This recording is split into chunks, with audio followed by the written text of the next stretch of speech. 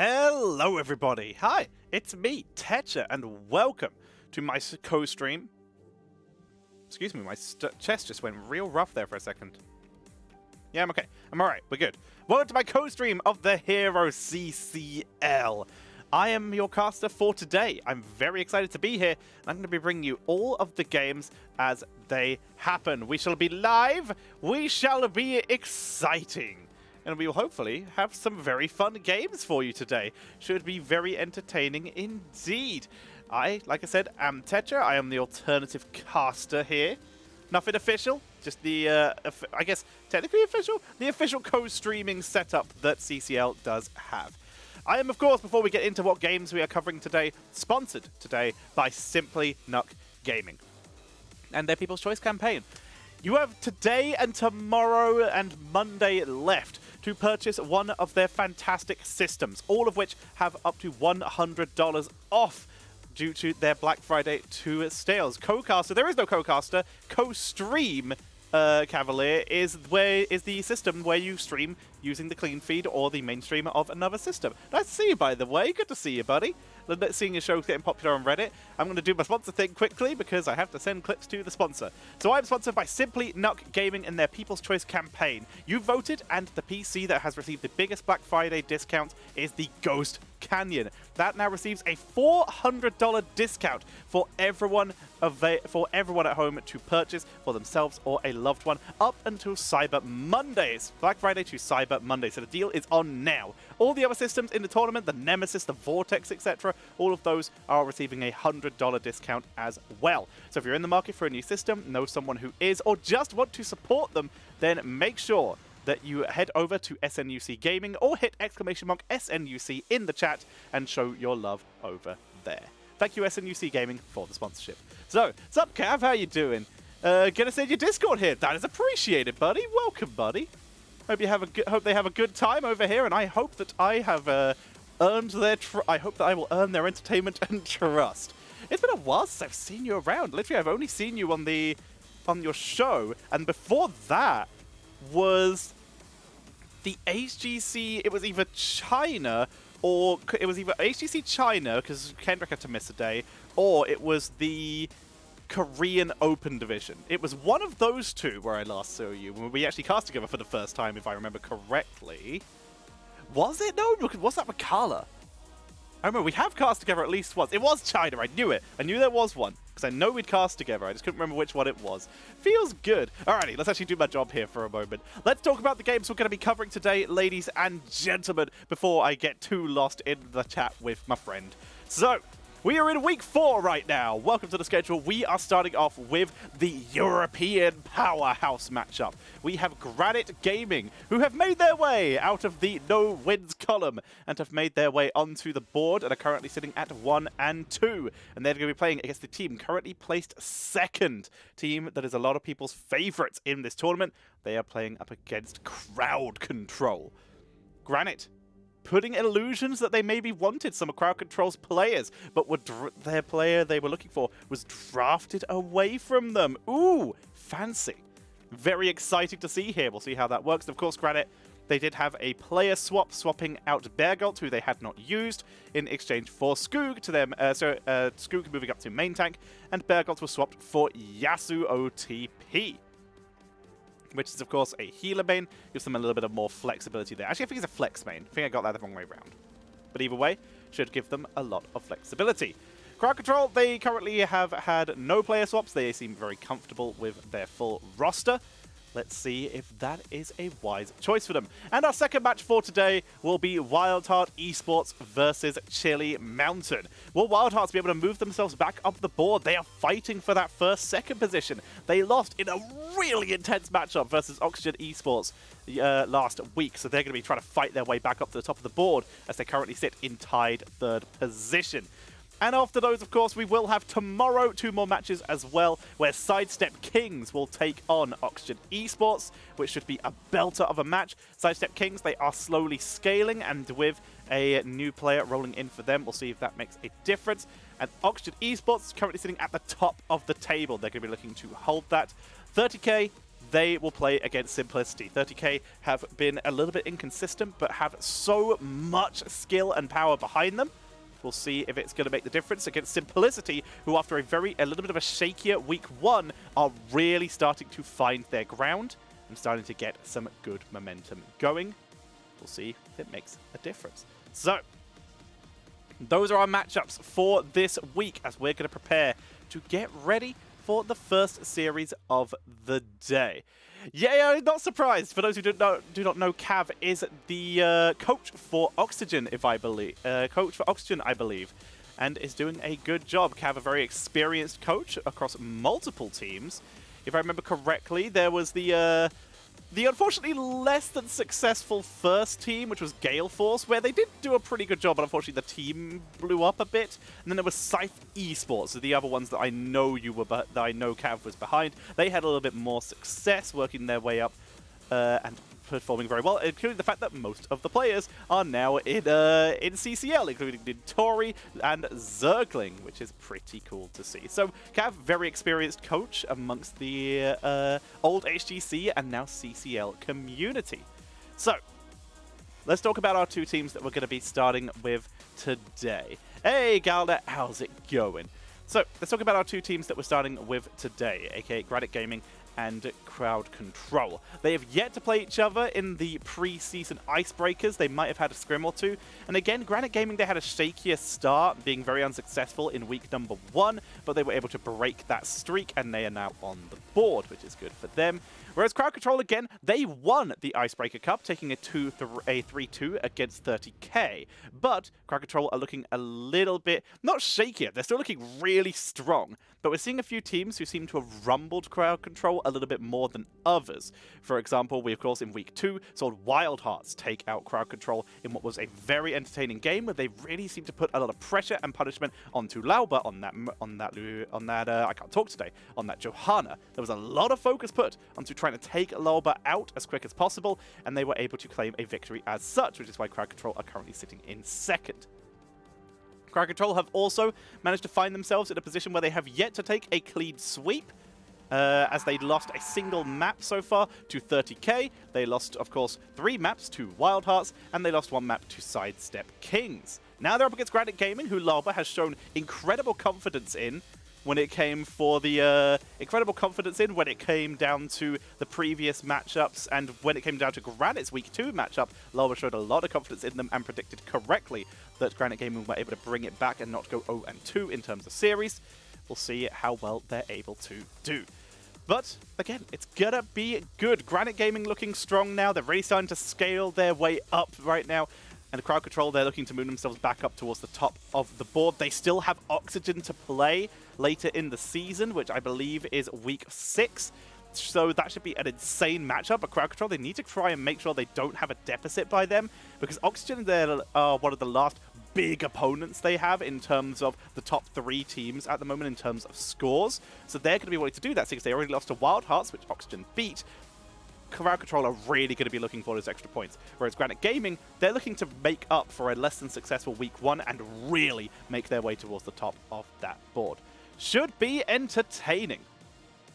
We're just going to be waiting for the game to start as quickly as possible. Is Yasu good? Yasu is very good. One of the most successful players in the European amateur scene when the after HGC was concluded, unfortunately. He plays absolutely incredibly. So having that level of play, he's played for teams like Crystal Gaming, which was one of the top Division S teams. He placed 3rd, 4th in the Masters Cup, one of the last offline events. In fact, maybe the last offline event we had for Heroes of the Storm recently, the Masters Clash. And, of course, he played in the Method Mayhem tournaments, where he was able to finish in the top 3/4s, okay, 3rd to 4th position. He did drop down a little bit more in the June Cups, in the later Cups, Cup 3, for example. He only positioned 5th to 8th, and in the actual finals, his team finished 7th to 8th on the team Yavla Spindel. A very strong team, but it just didn't seem to have the cohesion that some of those other teams had, and as such, they were dropped out. But he's a very strong player with a lot of flexibility who has some good success in the amateur scene. The post-HGC world is where he's really been able to capitalize and really been able to get the good plays. Henning is who he would be replacing, as he is a support main, but we have seen some players flex around to get some good flexibility going there. Again, yes, we might not see play. It might just be due, they might have picked him up due to the fact that Henning might have a slightly worse schedule in terms of actually being available for every match than, say, Bergolt might have, and it might have made more sense for them to pick up a support sub as opposed to a tank sub. Gives them that flexibility there. GD, in fact, really have improved a huge amount in the last couple weeks, whereas CrowdControl have been consistently good all the time. It's the question of have teams figured out their more slower European play style. They do, however, still have that big old Kerrigan asterisk next to them with the amount of power they can bring out there, as we do have game number 1 popping in for us as we head over to Towers of Doom. Once again, I am bringing you this via clean feed. I do not have control over the audio. I do not have control over how good the quality is. As you can see, I have it set to maximum quality. Everything else is on client's side. Excuse me? Cool. Good job, everybody. Excuse me? Okay, I hope that was it, because that's the first time that's happened. That's the first time we've heard voices over the clean feed. But we're in! Granit Gaming! We're taking off second ban here. CrowdControl getting first pick, first ban. They're going to immediately remove the Kerrigan. CrowdControl, usually the team that plays that Kerrigan, but in this case, it shall be taken away from them.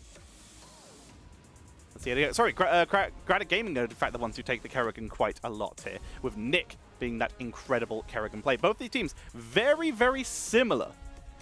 Very similar in terms of the incredible hero pools they do have. So we'll see how that goes for them. Alrighty, there goes the Urel here, as CASSIA for die now already. CASSIA still the highest priority in terms of the ranged assassins. It's sensible. CASSIA is still the top pick at the moment. She has great poke for the objective, fantastic ability to burn through a lot of those frontliners. It's very, very sensible here. Now then, Granit Gaming.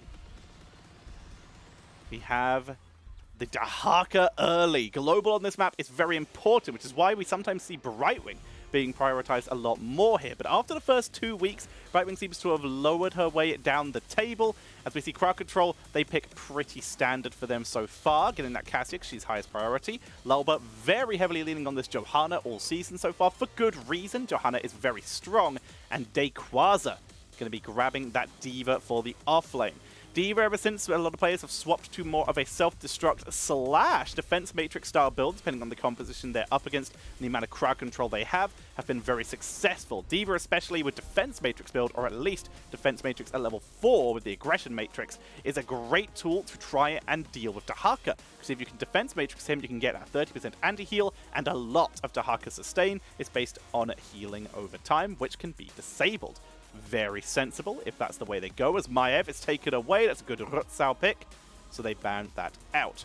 CrowdControl now with Chromie on the board. Ana would be a sensible ban here to potentially remove that, but instead they banned Diablo. Great setup to set up for Chromie Burst. Other heroes with great burst setup would be Muradin and Nubarak, and of course Garrosh. So they have plenty of options there. They're against Johanna, so Garrosh is definitely a little bit further down the board here. So we're looking at ETC, we're looking at a noob, we're looking at Muradins perhaps. Plenty of tank options. I'd say leaning a little bit more towards ETC to try and deal with that CASSIA. The auto attack damage will be nerfed. Ah, yes, we're seeing a lot more leaning towards Varian from a lot of players right now, with a focus on just deleting Lulba. This is what happened to them before, where Lulba just gets his shield burst very quickly by that Varian level 13, and that makes it very hard to deal with the percentage damage from Tychus as well. They now have double the options for just focusing down that tank, and with Lulba being taken out in the front line, it leans more heavily on Dayquaza to keep them alive. Brightwing is now fallen a little bit off the board as well, because that Varian, that shield break, the shattering throw, would break through the peekaboo on level 7 for Brightwing. So instead we see Anduin, the ability to have that double cleanse at late levels, and the ability to get out of that Varian taunt is going to be very good to escape those Chromie bursts. In terms of CC, there's probably enough to prevent a salvation, so instead we can see the just more standard Johanna Light Bomb combo. Probably not Falling Sword, because they need the backline protection with that very squishy Hanzo.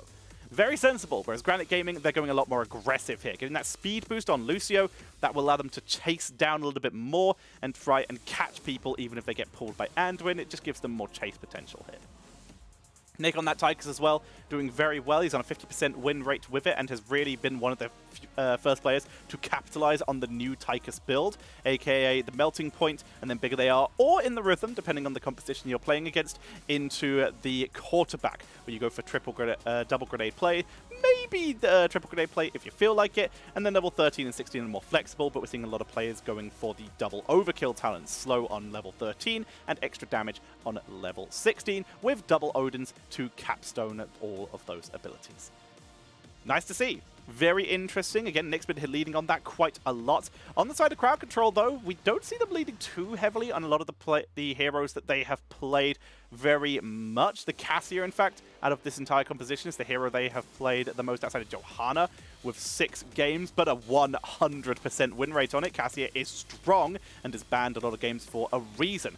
Johanna, they have played 9 games and have a 66% win rate on, because again, Lob has been leaning heavily on it, but quite a few of those games have been due to people focusing a lot more heavily on trying to take out Loba in those early stages of the game.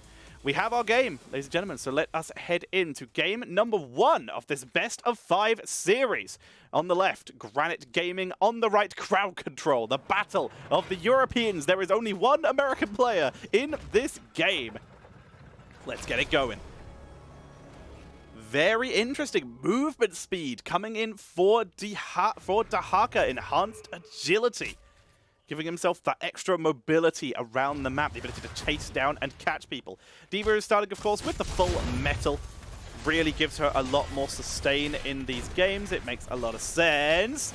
Good Dragon Breath coming in from Svangrota, who is flanking beautifully right now.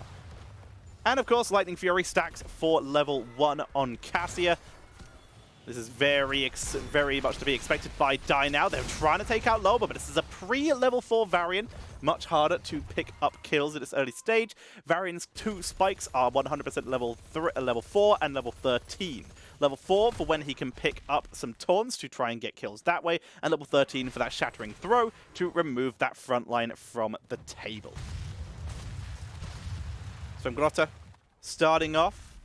Time Walker's Pursuit, getting that little bit of extra vision around the map. And Yasu is playing support this game, by the way. Henning, not available for this game number 1, it seems, so they do have that support substitute. But Yasu playing a very Banana H style here, playing this Lucio exactly how you should on this map. If there's no really hard engage, which Johanna is not, playing it very evasively and trying to slow down and interrupt and disrupt the rotations of CrowdControl. Throw them off their game, try and gain an advantage that way. Lucio doesn't have a lot of wave clear, so it disrupts your opponents is the name of the game from Granit Gaming, and Yasu is already doing a good job there. Svangrota very nearly engaged on, but Loba gonna step back, but some good damage from Hrutzau. Nick doing some damage to start this off. They focus onto Loba, level 4, still a little bit out, so they're not gonna find any kind of early kill here. Enhanced agility already on 1 stack. No, we're going to be seeing the extra healing. Laws of Hope coming in here for Johanna. Going for a little bit of extra sustain here. Very interesting to see. Not often that we do see that. There's the taunt at level 4. It is hit. Dino is the one who's taunted in, but it's tanked through very easily. It's going to be Nick who trades out a little worse there. Going to be able to tank through, though. He does survive. And they will hold themselves together. No early aggression, no early starts here. So, what are we going to be seeing in this early stage of the game? We're going to be seeing, quite likely, a 1-for-1 trade up top with D.Va and Dahaka both being able to rotate down at pretty solid speed to the point where it's not going to be a huge deal if either one is especially late. But, of course, Dahaka will be able to soak longer. This will probably be a delay strat by Granit Gaming, making the most of Chromie's range and Tychus' extra range as well once he gets level 7, which both teams are approaching quickly. As you can see that 1-for-1 trade going in. Here comes the delay, though. That's a clutch play. X-Ray barely interrupted by Yasu, who has dropped low. Dino looking for the chase here. Cannot do it. Nintori being forced to burrow down early due to Yasuo being very low, but they do get the kill to X-Ray. Great brush talker there by Nintori, setting up that steal. Great positioning by CrowdControl, just trying to delay Granit Gaming, but Lucio proving to be too fast. There's the taunt onto Lauba, but no shattering throw yet means the Iron Skin gets them out of danger. Rush down, coming in for D.Va, not going in with the anti-heal. There's a bit too much CC here. Grenades from Tychus, Dahaka drags. Taunts is a very low cooldown, so not going with that defense matrix at all. Instead, just disrupting the enemy team. And hit the Nitros. Standard level 7, especially if you're going for this more thruster-based build. Yasuo very nearly caught in this rotation, but it was all a setup. Looks for Rutzau, but that was a perfect pull by X-Ray to dodge the Sandblast of Svamgrotta. Nick dropped low. The turnaround again from CrowdControl is so effective. They're playing this beautifully right now. Skook is going to be taunted, stunned out, and focused down. Second kill of the game. Make that a third. Goes over to CrowdControl, making it a 1 for 2 in total. The victory rush not proving enough sustain for Varian in that fight. Camp is stolen by CrowdControl. And this is a lot of the fights they've had so far, with Granit Gaming taking the engage, but CrowdControl ignoring Varian and just throwing all of their focus onto Nick, who at this stage does not have any extra range. He doesn't have quarterback yet, and he doesn't have the level 1 range. So instead, you're going to find him in a situation where he's going to be focused a lot more here.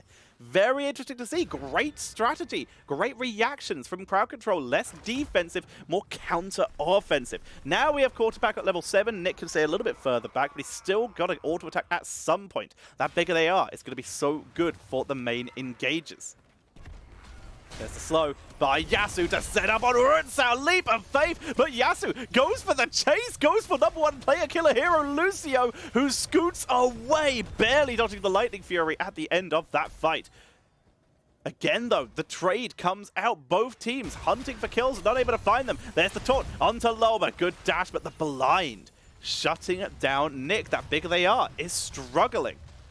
D.Va is going to try and interrupt on the left-hand side. Dequaza will do so. Rutzau grabs it for his team, meaning it's currently a 2 versus 1 up in top lane and a 2 versus 3 down in bot lane, as both Lucio and Chromie will respawn, make their way up, and it will still end up being a 1-for-1 trade, making the core count 32 to 28 in favor of Granit Gaming, as level 10 is hit for Granit. Full CrowdControl style here. Except, of course, for the bunny hop, because no one picks bunny hop, and it makes me sad. Taunt, dragon arrow, sidestepped. Good job by Granit. The cleanse medallion from Svamgrotta to dodge the bless shield. It does hit Nick, but they were nowhere near a position to set up for that. Great prediction from Svamgrotta there. 200 ping, who needs it? But it is a bless shield. Light bomb coming in, dragon arrow, Valkyrie, no medallion this time. Svamgrotta used it in full view. There's the sound barrier that was level 10, is achieved by Granit Gaming. Light bomb is only going to hit onto Varian. Svamgrotta killed by the condemn. Yasuo desperately tried to get in for the save, as now we see Varian in serious trouble. Skoog will back away though, and he will survive. Its adaptation, it is of course Commandeer Odin, War Traveler coming in here. Warbringer, sorry, for Varian, that cooldown reduction and ally dash, giving him a little bit more lockdown, a little bit more slow. That consistent slow that he has now on a much lower cooldown will help him keep Johanna still. Of course, we already saw the sound barrier and adaptation for Dahaka, mixing it up with a mixture of tankiness and engaged talents, not going with the silence. Sonic Arrow spots the positioning of Granit Gaming as they do start on their own camp. Nicely done. It's going to put a little bit of pressure onto the bot lane. It's being reacted on by CrowdControl. As they start there, it's a little bit slower. Positioning isn't so good. Timewalk's Pursuit sees it, and Svamgrotta is going to drop some slowing sands. Gets a little bit of damage onto Lauba.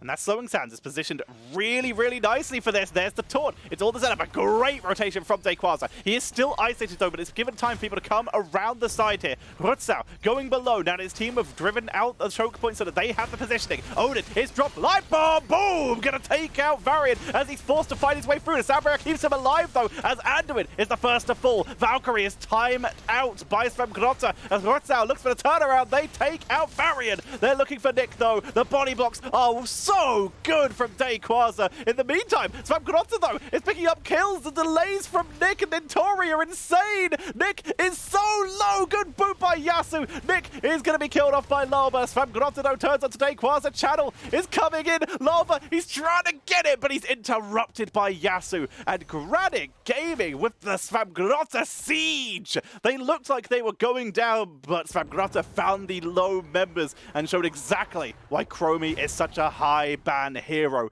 Picking up the kills in that fight. Beautifully done. Let's have a quick look at the end of that fight there. You can see Granit is completely isolated. Loba tries to sneak the channel, but DIABLO was delaying, but he's not needed for Yasu, as Yasu dashes up, interrupts Loba, and is able to achieve the channel for Granit, who sieged in beautifully in that fight.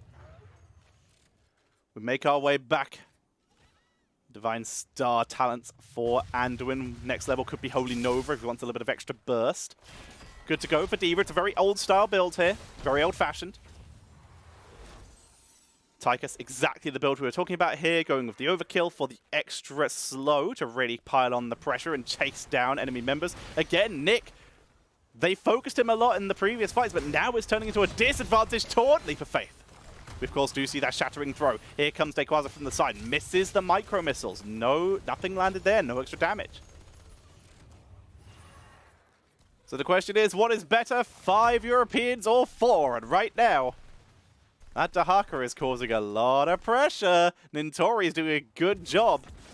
Dragon Arrow, lads, absolutely perfect, but a timeout keeps him alive. Can he escape? Sound barrier, Granit, light bomb. They do get out Granit here. Yasu's on the run, completely cut off from his team. Skoog is trying to get away, as is Nick. Great boot from Yasu, though. Yasu gets out. Nintori tunneled down to see if they can get the turnaround and for the objective, but now they are fighting a member down. They've lost their big hitter. They've lost their range poke. It's down to those grenades now from Nick, but channel is already starting. X-Ray beginning on the lower one. Interruption on the tops consistently coming in from DIABLO, as we already see the first shots going over the CrowdControl. But that shield is sidestepped by Yasu, who's putting on a clinic this game. Skoog getting a stun lock. DIABLO comes in, self-destruct to zone the point, and there's nothing Yasu can do. He can't get to his team, but he can still interrupt X-Ray one more time. But he's very alone now. There's the root from X-Ray here. Yasu is on the run. He's bought his team some time, dodges the condemn.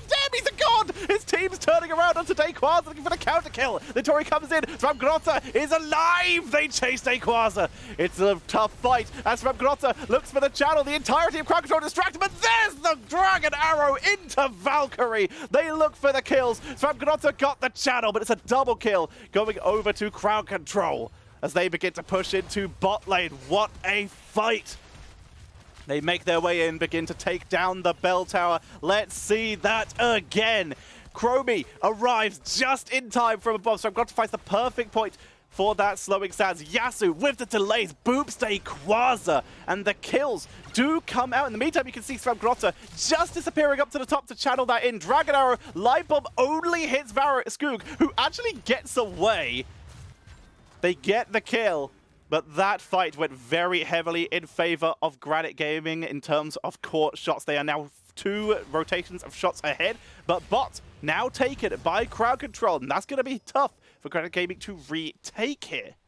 They have a lot of hero damage, but they can struggle a little bit more when it comes to the siege damage. Chromie will help, of course, a lot. Tychus needs to get a little bit closer. He can throw those grenades. We do see Holy Nova, by the way, coming in for Anduin. A little bit of extra burst healing for his team. An AoE burst healing. More importantly, Dragon Arrow finds Granit. Valkyrie, perfect execution. Goodbye. That's going to be CrowdControl pushing in. That's going to hold the bot for a huge amount of time now, as we see the triple altar beginning to set up. What a play. Yeah. Medallion was up. Yeah, Medallion was up, but he wasn't ready. That's the triple camp shot going into the top lane. Immediate reaction from Granit Gaming. Giving up on bot. They'd have to go through an area where they'd have really tough time retreating. They look for the double top. They were trying to hunt D.Va here, trying to pick up the kills there. Instead, they're just going to have to try and take the fight down. 6 seconds for Chromie. They're going to grab their own side, and they have to give this up.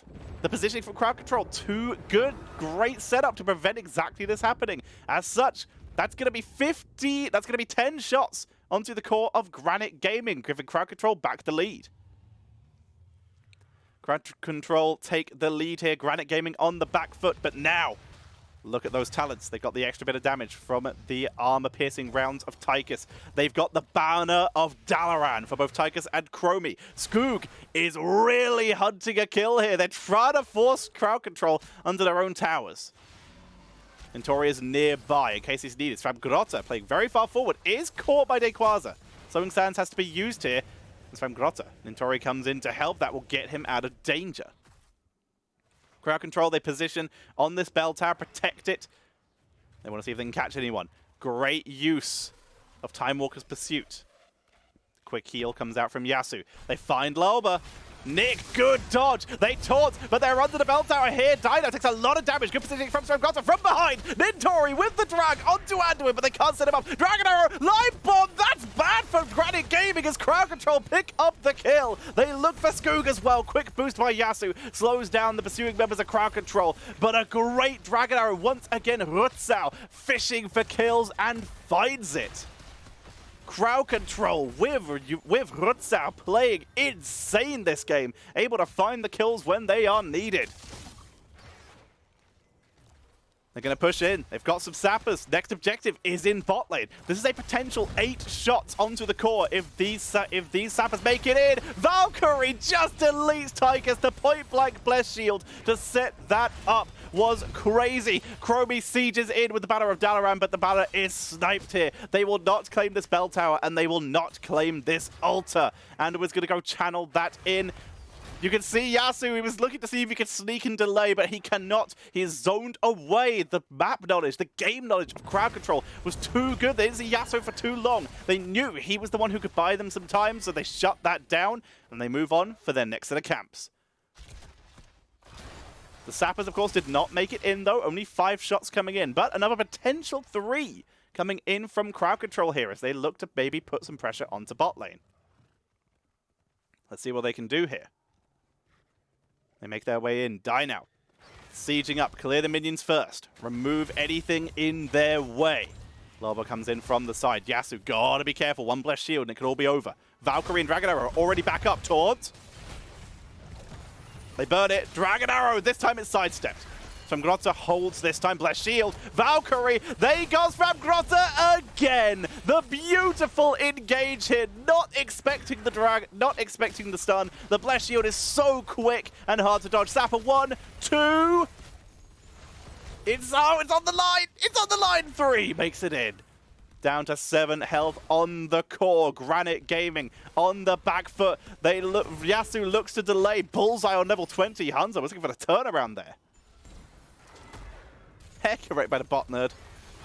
Nick needs to be careful where he positions here. One catch out and he could be done. Yasu is dropping the sound barrier alone. He's trying to buy time. Hanzo is taken out. They're looking for the counter engage. That's bad for X-Ray, who's dropping so low, but he's tanking through. Self-destruct is good, but Nintori picks up the kill. That's a double kill going over to Granit Gaming as they force their way through. Lauba gets away. X-Ray.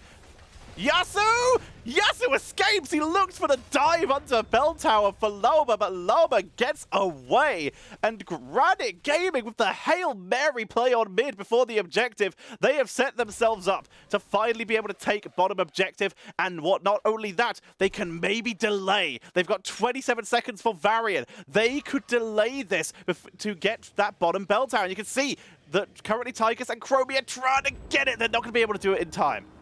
They had to do that. It was too risky to wait. But they were able to grab the bell tower. They were able to grab the altar. 14 health to 7 right now. Nintori is guarding the boss. I think he started the boss. He has. He's dropped adaptation. He's dropped isolate his essence to do it. Here comes Nick. Dequaza knows this is happening. They're trying to do this before Anduin gets back. This is Hail Mary from Granit Gaming. Dequaza looks like he's going to give up. He's not going to assist with this. They won't contest. It was too risky without Anduin. Boss shots go into the core. 7 shots to 10. This is game number 1 of the series. This is insane. As we set themselves up. Level 20 for both teams. Slowing Sand spell armor reduction is going to be insane. Bosa Nova. Big red button might be what Granit Gaming need to keep themselves in this. Skoog finds Loba. Has to back away. The Sowing Sand's a little scary. Bullseye does land, but they get their camp. That will push against. Shots coming in from Yasu. Here comes the Odin. Big red button version. Does a huge amount of damage, clears out the camp. Granit Gaming, they burnt that very long cooldown ult to try and siege in. Next ulter, in the middle of the map here. They are right next to it. You can see DayQuaza is trying to split Soak right now. Gains a value. Blessed Shield. Valkyrie. It's all in. But Sound Barrier lands this time. Dragon over the turnaround. And Tigers. Nick gets away. There's the turnaround. They get Loba with the Shattering Throw to break the shield. They look for Dido, who's able to quickly mount up with the War Traveler. But the fight and positioning is won by Granit Gaming. They take the fight. Ulta is beginning to channel. You can see the fight here. They set this up. Skoog is going to zone in the main game very effectively.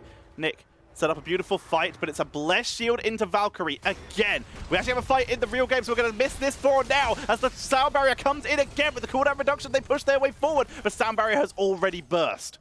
CrowdControl will zone them away here. CrowdControl staying alive. It's 7 shots to 6. Shots coming away from DayQuaza, trying to zone them away with those micro missiles. I want to show the replay, but it's so risky. All right, we're going to try the replay again. You can see the shots coming in from Nick, trying to siege the point. He will have Odin back in the real game. Come on now! We see the fight. They dive Rutsau. Rutsau just escaping from the melting point grenade. Here's the timing attack, but great healing with Dido. Dragon Arrow. They keep Dido alive. He's able to back away. He's so much of their damage output. They've got to keep him going. Yasu is very stepped up, and Tychus yeets the grenade. Nick with the kill. They turn onto the backline. They kill DayQuaza before self-destruct comes out. Skoog very low. Uses the friendly dash from Warbringer to get away. Nick turning around with the big red button. Health bars are low, but they have the siege. They have so much siege potential. Granit Gaming able to pull back. 1 for 0. Nick with the perfect game sense, able to find the kill there. That pit kill was so important. Camp's going to be stolen for Granit Gaming. They make their way up. Bot bell towers looking pretty squished right now. Sappers will be pushing in. That might claim it. They have 10 seconds. And it looks like CrowdControl. They're just going to send Nitori. They're sending D.Va. They can lose one ulter here, but it's the aggressive move from Granit. They're making the commitment here. Nitori, DayQuaza has to come up. Nitori runs in from behind, tries to delay Loba, who gets delay 1. If they lose this ulter, it's over. Valkyrie hits Varian, who tanks through. Skoog is looking good. Nitori sound barriered up, stays alive. It's the 5v5 to end the game. Dragon out from downtown. It only hits from Grotta. Self-destruct delays one more time. They fight their way through. Skoog force back. Nitori with the stun onto Dido. Dido gets the sound barrier. It's dodged though. The slide bomb is dodged by Nitori with the burrow. Skoog pulled under the bell tower. He's dropping low, but it's a double kill going over to the side of Granit Gaming as they find the kills with Chromie. Here comes the turnaround of DayQuaza from Grossa with the timeout again. Buys himself some time. Rutgau trying to do the damage. Loba comes in from the side. Looks for Swam Grotta. Nick is just out of range. Swam Grotta pulls back. He's buying as much time as he can. Loba is low. Runs out from over the side. Gets the kill onto Chromie. It's up to Loba now. 1 versus 4. They're porting back. They know they can tunnel in. And Yasu gets the channel. Granit Gaming take game number 1. What a fight! Coming in this first game of the series, Granit Gaming takes a insane Hail Mary play using the power of that camp in bot lane to try and force the reaction out of CrowdControl, and they get it. They force the reaction to hold bot lane for DayQuaza, and DayQuaza is late to that fight up in top, and we see the aggressive play out of Granit. Granit made the push, they made the kills when they mattered, and of course, more importantly, they kept Samgrotta alive. Samgrotta living in that fight was insane. That's a lot due to Lucio, and Varian even. Skoog played insane insane to keep those taunts onto Loba to keep him out of the fight, but they played that beautifully. Nick backing away when he needed to. We saw Shramglota protected. He sacrificed himself right at the end, but the numbers game was in favor of Granit Gaming in that fight from start to finish. They got the bigger head start. They had a great choke point for Chromie to drop that slowing sands, which is why the focus was so much on keep Chromie alive. You gotta keep Chromie alive in that fight. What a play! What a game number one of this series. Damn it, missed the stats. Feels bad. Whatever. Tigerfish, thank you so much for the 500 bits. We have just started. Whew, okay, ladies and gentlemen.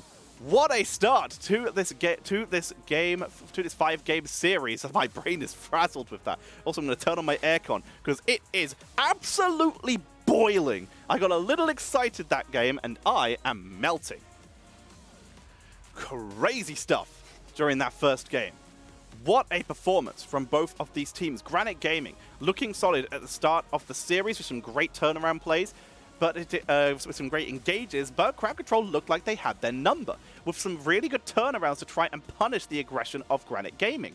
And that worked for a while, but Nick kept living those turnarounds. CrowdControl really seemed to want their target, and they knew it was Nick because they couldn't get to Shramglota, but they can never actually reach him. He rarely died in that game, and as such, Granit Gaming, as the game went on, were able to finally find those fights. Those Dragon Arrows and Valkyries were fantastic, but by that point, there was a good minute's worth of time that Granit knew they could react, and that's why they took the 4v5 in mid with that center fight to try and get some kills and member down. Because they knew that all the heroics would be down for a little bit, everyone would be low, and they were retreating. They had that one opportunity to make their comeback, and Granit Gaming took it, took a couple kills, and they were able to capitalize and bring themselves back into this game. Also, the one shot did not matter. We did not have to worry about that.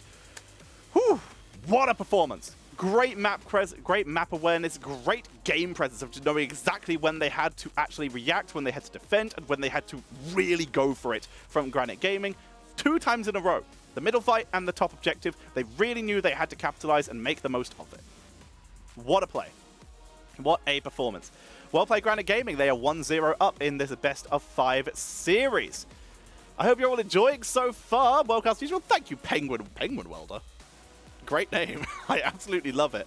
I hope you're all enjoying the show so far, ladies and gentlemen. I am your alternative caster, Tetcher, here using the co-streamer program. Sponsored by Simply Nut Gaming. Make sure to use !SNUC in chat so that you can see the Black Friday to Cyber Monday deals from SNUC Gaming on their gaming systems. The winner, using the People's Choice vote, which you guys voted on, was the Ghost Canyon, a great system which can fit an i9 and an up to 270 graphics card in it. It's a great little system that has a $400 discount. So make sure you go check that out and show them your appreciation if you're in the market for a new system. All the other systems in the contest as well, the Vortex, the Nemesis, they all have a $100 discount. So you're in the market for a gaming laptop, check out the Nemesis, for example. It's a great system for gaming on the go. Make sure you check them out. Thank you for supporting SNUC Gaming, and thank you for supporting Swing Time with the 69 bits. If you're having a good time, maybe consider dropping a sub or a donation to show your support for me breaking my vocal cords. Woo! Who needs them anyway? Vocal cords are overrated. But show your support. I am not being paid anything by Heroes Hearth for doing this. I am doing this purely because I love Heroes. I am being paid by Simply Nuck, but they are sponsoring me no matter what I do. I just choose to do that time with this, but every bit of support means I can keep doing this wonderful thing. We have our game. It has started. Let us get into the draft, ladies and gentlemen. We start off on Infernal Shrines with CrowdControl getting first pick, map chosen by Granit Gaming. CrowdControl going to ban out the Junkrat, and they remove that Kerrigan from Nick once again. Granit Gaming, they removed the Medivh, no surprise there. Get rid of that from Die Now. From Rutsau. Now Granit Gaming. What are we going to see from them as their final ban? What are they scared of? Something AoE, perhaps? The Kerrigan's already removed. They're banned the CASSIA. Also, the 100% CASSIA win rate from CrowdControl has been slain. Despite some great pick potential, some great pick fights, it was taken out. Skarsgård, the Warbringer. Thank you very much. Wait, Skarsgård's a boat? I can't remember what Skarsgård is. I can't remember my lore. Thank you very much for subbing with your Prime Gaming sub. Let me know what your name means. I can't remember what it is. As we see Dayquaza starting off with that early Diva pick. Great on this map. Lovely AoE to take out the Shrine minions and try and get that big head start on the Punisher. And of course, self-destruct, very effective at clearing out those objectives. As we start with Leoric for Granit Gaming. Very interesting. Oxygen would be proud.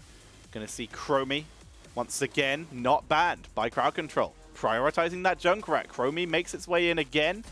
Grotto was terrifying on it last time.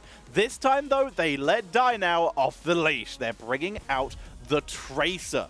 With an offlaner already decided, it means they are not too worried about a double stun setup, which is something that Tracer could struggle with. Say a Variant and then an ETC, Variant Diablo, something like that, to try and take out that Tracer. Now they have less pressure. They just have to deal with now they can put a lot more focus on Tracer killing Chromie. Very fun to see. Gonna see the Stukov banned away here. Very sensible.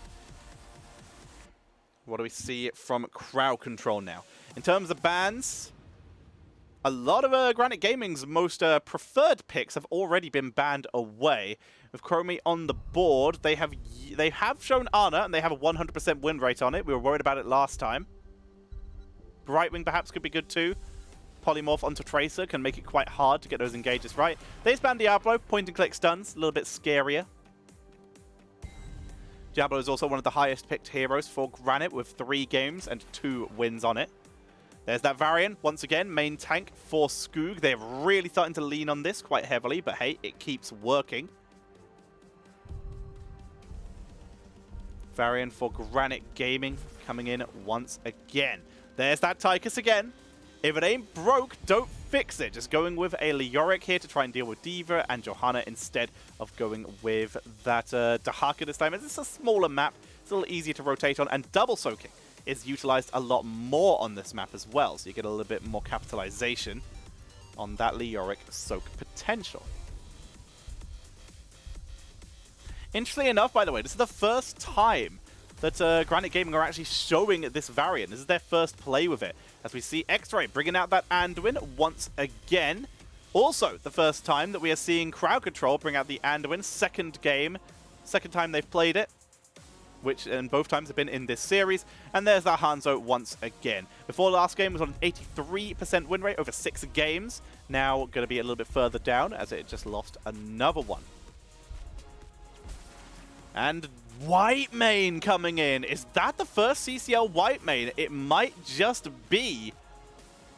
As WHITEMANE makes her way in.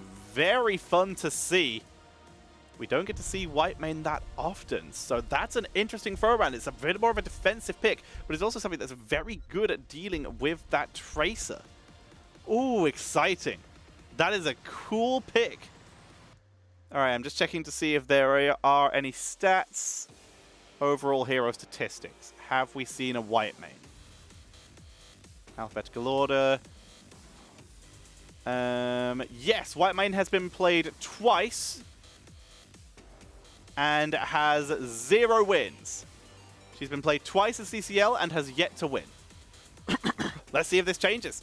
Will Granit Gaming be the saviors of the WHITEMANE, or will CrowdControl be able to bring back a victory using the Leoric this time? Again, both of these teams sticking with very similar strategies to their last time, but that Tracer definitely throws in a loop for the side of CrowdControl. Let's see if Granit Gaming are equipped to deal with it. As we head in to game number 2 on the left, Granit Gaming, Nintori, Skoog, Nick, Yasu, and Svamgrotta. Running a very solid team here. That Leoric might be able to melt that Diva Johanna very effectively if they can set that up. And CrowdControl. Rutzau, X-Ray, Dynao, Dayquaza, and Lauber. This time, bringing out that Tracer. Tracer, a very tough hero to play at the best of times, but on this ping could be difficult. She's currently got a 50% win rate across all of CCL. Across 8 games played, she has 4 wins, 4 losses. Let's see who's able to deal with her. So now for Time Walker's Pursuit. No surprise there.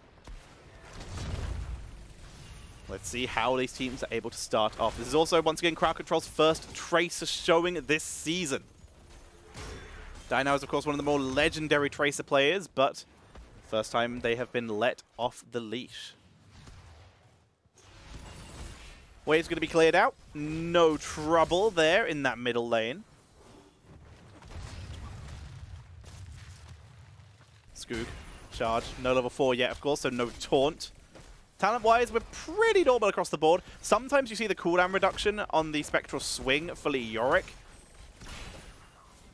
Instead, he's going for the fealty unto death. Definitely going to be laning a lot more. Not relying on getting that percentage healing from Heroes or that cooldown reduction. Dive onto Swamgrota from Die Now. Prediction coming in from Swamgrota to try and turn it round. Die Now getting drained by Yasuo, but it's not enough for a kill. They tank through, they stay alive.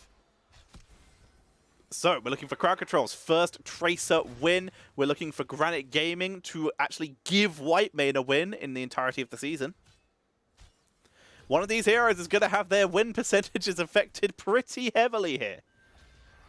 Swamgrota and co grab the siege camp, staying on the other side by CrowdControl.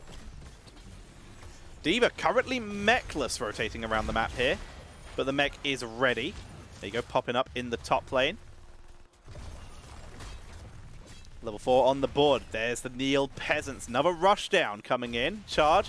They have taunt now, looking for Lava. There's the taunt. Focus. Leap of Faith. Immediately used. Not worth the risk. It's another big they are for Nick. So you don't have to worry as much about percentage damage.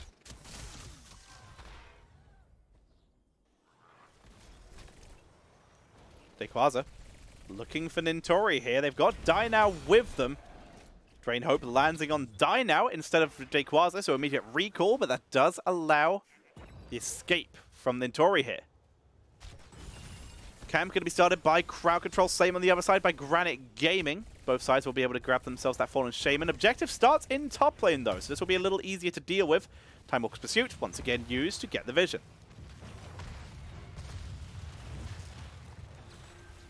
Lane shall be cleared. Bot lane currently still a CASSIA camp pushing in there, but there is a minion wave currently going to be assaulting it. See how well that gets cleared out. There you go. Minions finish that off. There'll still be a little bit of a minion push, especially with the assistance of Tychus in that bottom lane, but Rayquaza rotating down to deal with that. Standard WHITEMANE build so far. Going to be going into a very much focused W-style build. Heal your team, land the W, burst healing with the Desperation if you need it. Not landing the taunt, quick recall, they get the taunt anyway. Leap of Faith immediately used. Die Now escapes. X-Ray though, no cleanse available now. Most of the medallions on the weaker members have been used, although Hanzo and Anduin still have theirs. Locked and loaded for the maximum damage output. Hit the Nitros, old style build coming in for D.Va. Rayquaza looking for it. Intercession. They push forward. There's that melting point once again. Nintori, body blocked out. Beautiful position by Rayquaza. Nintori gets picked off. Rayquaza very low. Taunt, focus, roots out over the wall. Shrine minions as the heal comes out from X-Ray. Going to be forced out by the self-destruct. The time trap by Swamgrota buys Skoog some time. They push their way forward. They went for the speed boost traps here to give a little bit of extra chase potential. 37 to 33. The force coming in from Granit Gaming, though. They look for the push. Objective still going to go over to CrowdControl, and that's the end of the fight. They may lose Skoog, who has the medallion here. Punisher's coming in. It has to jump in just a couple seconds, but everyone gets out of range. Everyone will escape this initial charge. Big punches coming in onto Skoog, who will tank through. Nick. Taunts, turn around, they get Johanna, Leap of Faith, not used in time this time. Great turnaround, Nick was engaged on, but the turnaround from Skoog is so good. Skoog plays this variant so defensively, and it works so well. Their actual team-saving ability to keep everyone on Granit Gaming alive is ridiculous when they fight close enough to each other to get that variant taunt going. Full Divine Star build coming out so far for CrowdControl as well on that Anduin. Giving X-Ray a little bit more AoE healing once again. Keep the team alive through the Chromie damage.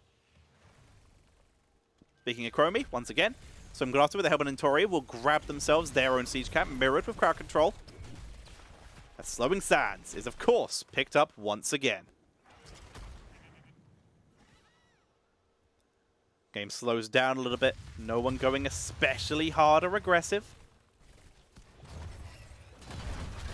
Lauber, taunted, focused. Bigger they are, gets a lot of damage here. Nick escapes. There's the turn. Skoog drops a bit of health, but tanks through.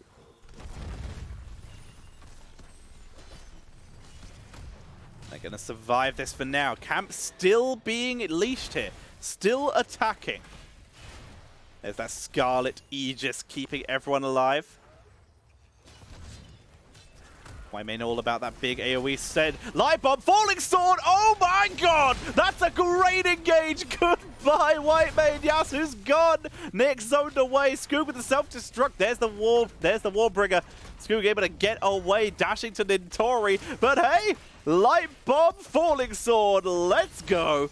That's a kill coming in from CrowdControl. Devastating fight there. Time trapped by some time.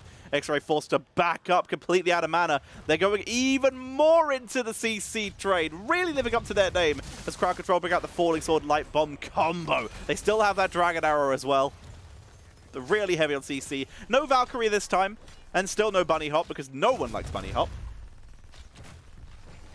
What a pop. What a pop.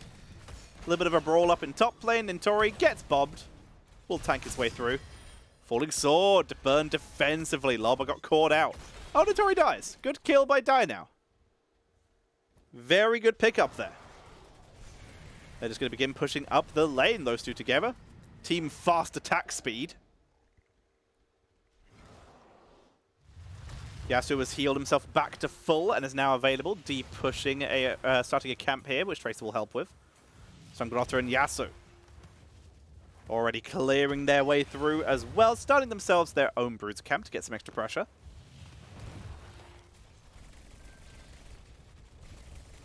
It's looking good so far. CrowdControl able to get some momentum there. First, they get the first Punisher. There's the taunt. Drain Hope already being burned onto Lauber. Able to tank through though. No taunt yet for now as the objective is started. They push forward. Dequaza mini stuns onto everyone. Nintori actually dropped a little low. Entomb not landing. They have to drop the Whitemane ult, keeping everyone alive here. Here comes Dequaza again. Mini stuns. Keeping the pressure on. Light Bomb, Falling Sword, and Yasuo is deleted. Oh my god, Whitemane, she's ridiculous. She's finally going to be taken out due to the final counter pressure. D.Va's able to get the finishing blow there with the self-destruct. As we see CrowdControl trading 1-for-1, losing Tracer. But they're able to take out Whitemane, and that's most of the sustain of Granit Gaming. Granit Gaming, they're 13-35. They're just looking for kills here. Trying to hunt down Rutzal. They don't find it. That's why Mgrata going to be body blocked away from his base. Lauber hunting in for it. No Divine Shield. He only has the Falling Sword. It's not available yet. So Mgrata gets out. Nintori will, of course, be the one to pull that Punisher over the walls. A Frost Punisher, though, incredibly annoying to deal with. When the few Punishers were pulling it over the wall, it does help, but it's really nerfed out here.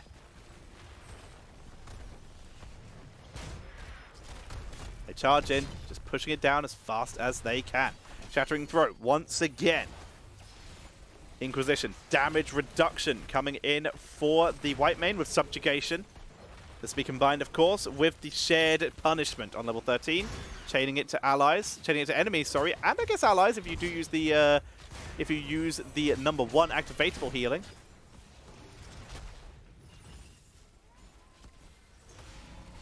Camps are started by CrowdControl. Top going to need to be cleaned out. Granit Gaming trying to find a little bit of momentum back here. With Yasuo keeping the team alive, they now have a lot of potential. These mini stuns from D.Va, by the way, will hit the Nitro so smart against the Whitemane. Stop at landing that Inquisition, and you have a lot more freedom.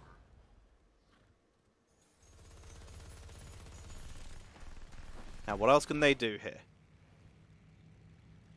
Now, gonna find Nintori, and again, Dequaza and Nintori, Dequaza and now. focusing down the Tori. Drain Hope was used, though. They can't finish the job. A little bit of shielding onto Die now with that level 13. Really going to help as well. And both teams are just moving on to clearing right now. Level 16 is the goal for CrowdControl. Avoiding a fight right now is the goal for Granit Gaming, unless they can find a pick. But no one's playing up far enough right now. You can see Skoogie was hunting for it. We'll see Die now. Die now's immediately out of there, so instead they look for DayQuaza to get the taunt. DayQuaza a little bit too fast for Varian there. They'll clear their way through, staying alive in these fights. In the meantime, Die now was back for Dentori then, not able to get the kill. DayQuaza once again engaged on. Granit really trying to hunt a kill pre-16 here. Looks like they'll be unable to find it. Falling Sword, Svabgrotta times it out. And Sonic Sand used there. Loba takes a little bit of damage. Here comes Nick from the side. Bigger they are. A little bit of damage. Slows. Great route from X-Ray. Loba may actually be able to get away from this. Great save there. Hicks Dragon Arrow just sidestepped by Svabgrotta. There's the turnaround taunt. Not for offensive, but defensive to allow Svabgrotta to escape. Skoog actually tries to turn around and die now, though. Look at that grenade burst from this Nick grenade build. Now he has even more single target damage if he chooses to go for it on that level 30, on that level 16. As both teams are level 16, and they do. And the wave clear, Tychus basically takes a single grenade to kill an entire team. Lightwell comes in from Anduin. More sustained healing this time, not going with the Holy Nova, which would require him to group up versus Leoric, which is very risky. Risky play, but they avoid it. Playing around it this time. Banner Dalaran once again. Of course, there's a Chromie on the team and an ability build. Tychus, they turn it. Banner wasn't even dropped that time, though. They choose not to use it. Now they're on the objective. Making their way forward. Siege got to the point. 5-4. Everyone is here for both teams, but the slowing sand's so good, especially on DayQuaza, who already get their movement speed slowed when they start auto-attacking. There's the taunt, but Svabgrot's the only one in position. X-Ray runs the other way. Rutsau, in fact, takes the majority of the hits. Skoog looks for the turnaround play. You see the reason Skoog has gone for this dash against Diva and Tracer is because he wants more deflex. Most of the damage is auto-attack. Falling Sword onto the backline. Scarlet Aegis tanks them through it. They turn around, and Tori's a little low. Skoog is low, but great healing from Yasu. Yasu will be targeted by Die now instead, though. With DayQuaza, they will pick up the kill. Banner is dropped for the turnaround play. Great medallion to block that light bomb, but it's still Skoog taken out, and Tori is dropped. And the turnaround play from CrowdControl this time was superb. They take the positioning. X-Ray dropped low. They took the positioning. The Chromie was sustained. And they kept Skoog alive for a little bit.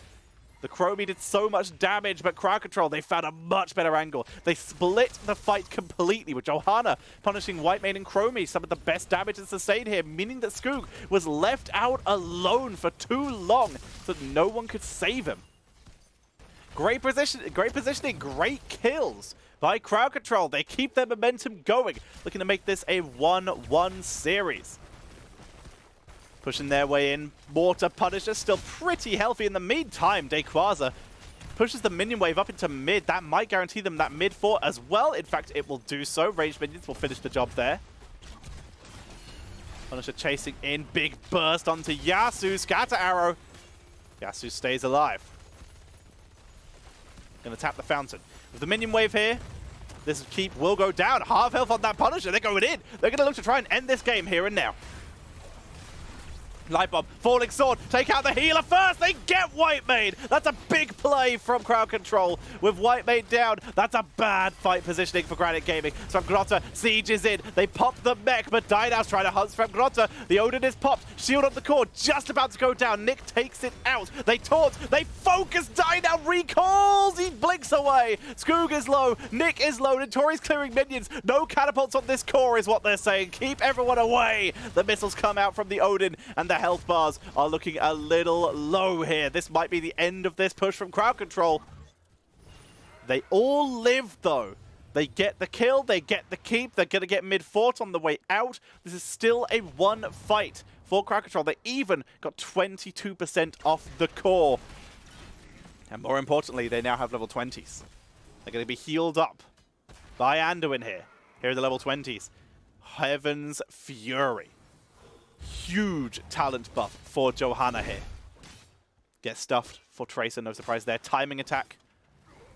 Glyph of Faith, no surprise there for Anduin. If Johanna's diving in, you got to get her out. And Bullseye for Hanzo. Follow-up stun. That's the play. Little bits of healing here and there.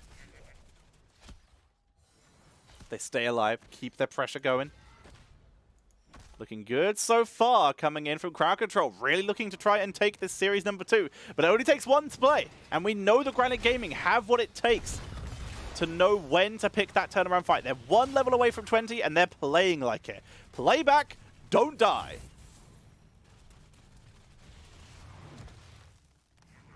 If they can stay alive, they have a chance. They have to get 20, they have to win a fight. They still have to go through forts and keeps and everything else along the way. And they don't exactly have the best race team, but they do have Siege. They can take this game going as long as possible. If CrowdControl win, this may end up being a 20-minute game. If Granit Gaming win, this might be a 30-minute game. That's what we're looking at here. Granit Gaming taking it slow, just winning fights.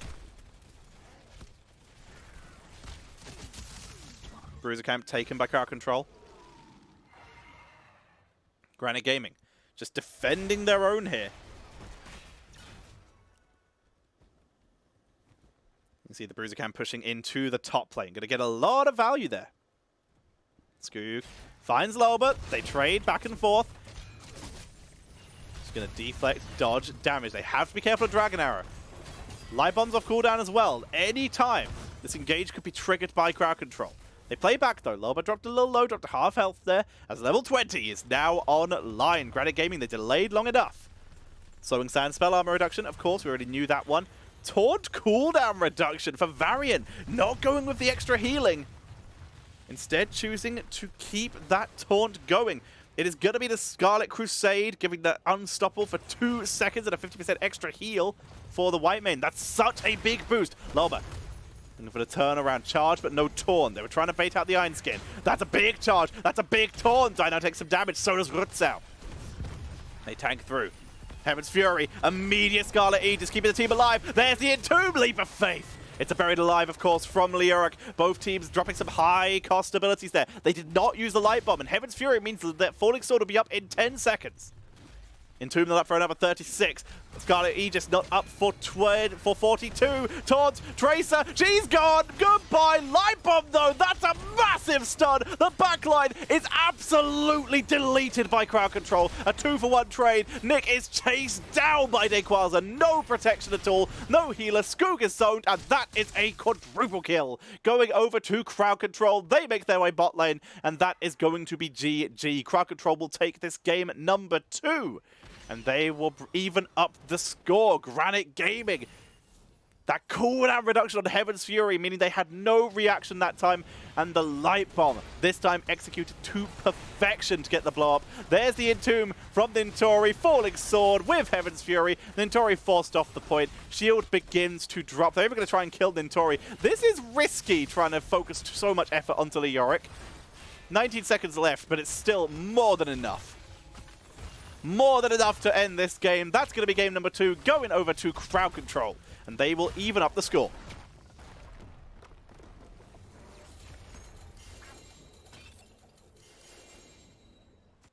Very nicely done. CrowdControl able to take game number 2 in this series. That evens up the score to a 1-1. Reminder, this is a best of 5 series. Winning team will move up, will gain those lovely extra points. Oh, okay. There we go. We're good. Alrighty, let's have a look at those stats post-game here. And you can see it was pretty intensely in favor of CrowdControl at the end there. 14 kills to 4. They had less damage than Tychus on that Hanzo, but it did not matter. The kill numbers are what show it. Nick survived quite a lot in those fights, only dying once overall. It's one of the least amounts on his team. But they killed Whitemane quite a few times.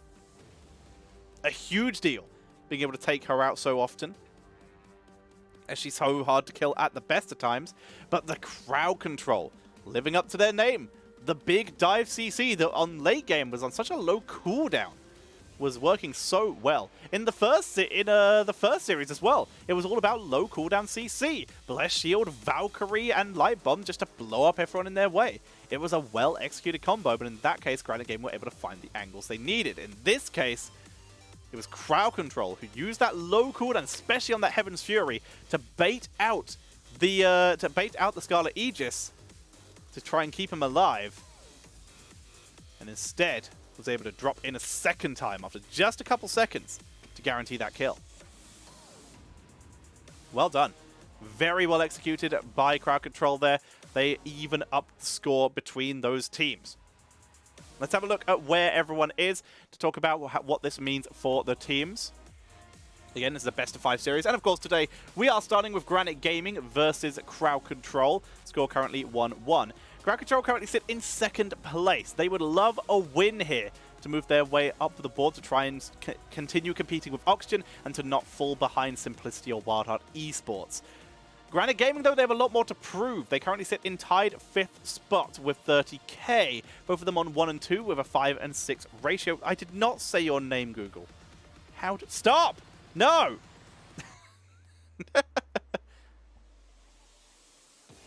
Shut up! We're gonna be seeing... Sorry. My assistant decided to start responding to me. Granit Gaming, they still have a little bit further to make their way up the board. They've got a lot more to prove here.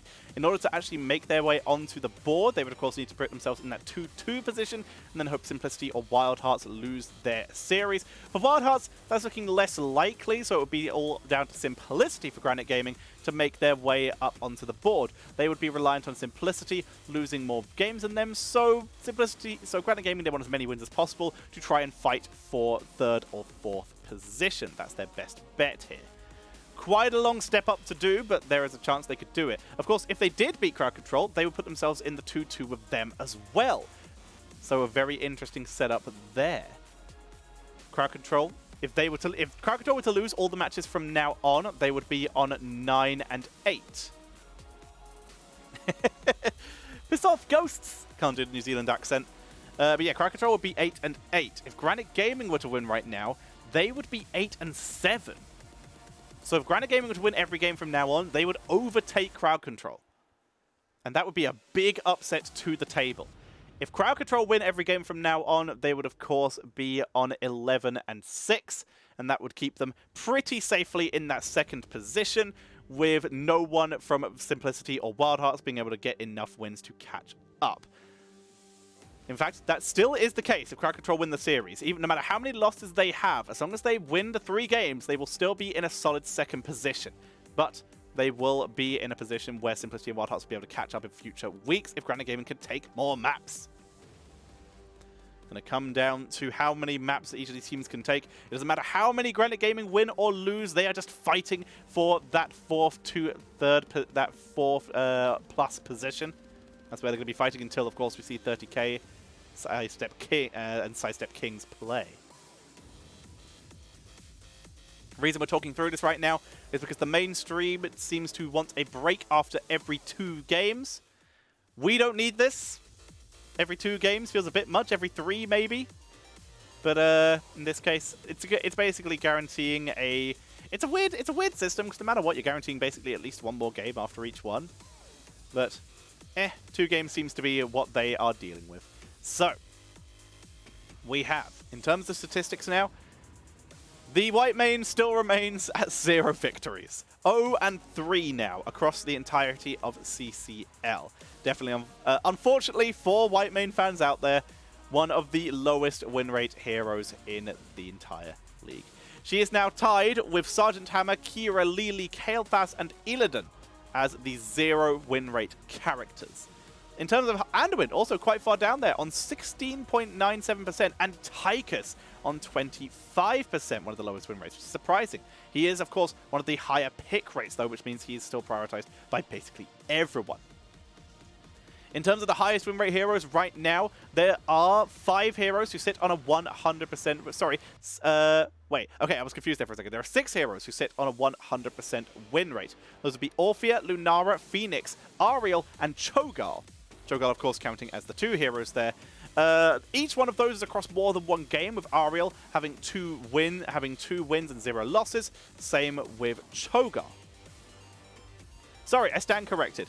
Brightwing able to, Ariel having 1 win and 0 losses. Cho'Gath having 2 wins each. Same with Phoenix. Lunara with 4 wins and 0 losses, and Orthea with 3.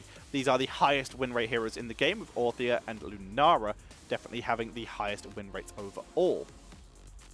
The reasoning for this is because Orthea is, of course, a great capitalization hero, and we saw some great usages of that Devouring Jaws to try and set up, follow up, in fact, on setups from heroes like Johanna, and capitalizing on that for quick wins. And, of course, Nano Boost Orthea was very effective as well. Lunara is seeing quite a high win rate right now because she is so situational. And if you find that niche situation where Lunara is playable, she wins games. She out-heals certain healers very effectively. And if your team doesn't have enough self-sustain, then a Lunara pickup in the late part of the draft can be the difference between a win and a loss. We're talking heroes like the Brightwing, for example, who's going to be more focused on single target healing. This will change at level 13s, but it does make quite the difference here.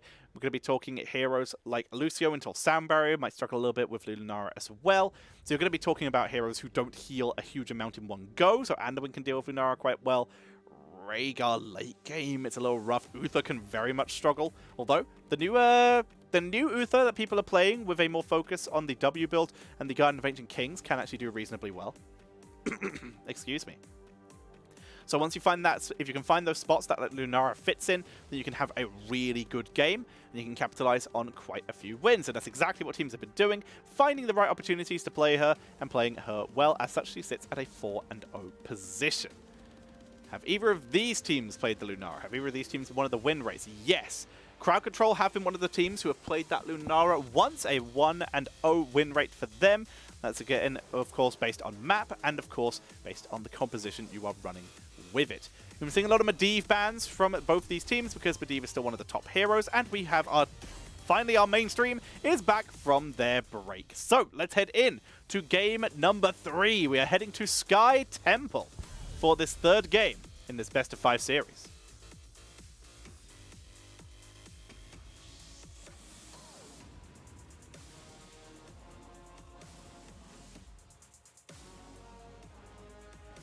Starting off, Granit Gaming, opting for first pick and first ban here. CrowdControl, of course, won that last game, so they chose the map there, the reason we're heading to Sky Temple.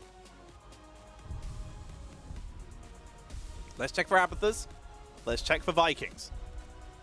Neither of these teams have played Abathur, and neither has played Vikings. See that Medivh ban as a stand. Again, both teams have played Medivh. 2-0 for Granit Gaming, 2-0 for CrowdControl. Neither one wants to deal with it. CASSIA will be banned away from Granit Gaming, who are currently sitting at 1-1 on the hero. Granit Gaming now. Second ban on the board. Here's the question. Does CrowdControl play Abathur or Vikings? I think HeroesCCL plays Abathur, but I'm not 100% sure. Will they potentially flex into it? They banned the Zul. CrowdControl have been known to play the Zul. They are also 2-0 on that. Great double soak on this map. He's the fastest wave clear in the game of most heroes. Sorry, so I guess one of the fastest wave clear in the game, so having him double soak is more than easy. And we're going to see the target onto Yasuo. Yasuo's so scary in that last game. We see that Lucio banned away from him as Brightwing will become first pick. Granit Gaming, they currently have 1 and 3. They are currently 1 and 2 on Brightwing, but it is of course on a different healer. That is Henning's Brightwing. This is going to be Yasuo's first shown Brightwing. Let's see if it makes a difference. Is it the composition, or is it in fact going to be a player-based thing? CrowdControl now. Where do their priorities lie? They go Burst. They go Karazim for X-Ray. They go for a very aggressive setup here. And they get the ETC. Very exciting. Omega Mumps. Thank you very much for the follow. Welcome to the stream. Granit Gaming What is their second rotation? With Brightwing on the board, they can lean more heavily into maybe a bit more of a hyper carry, like a Sylve.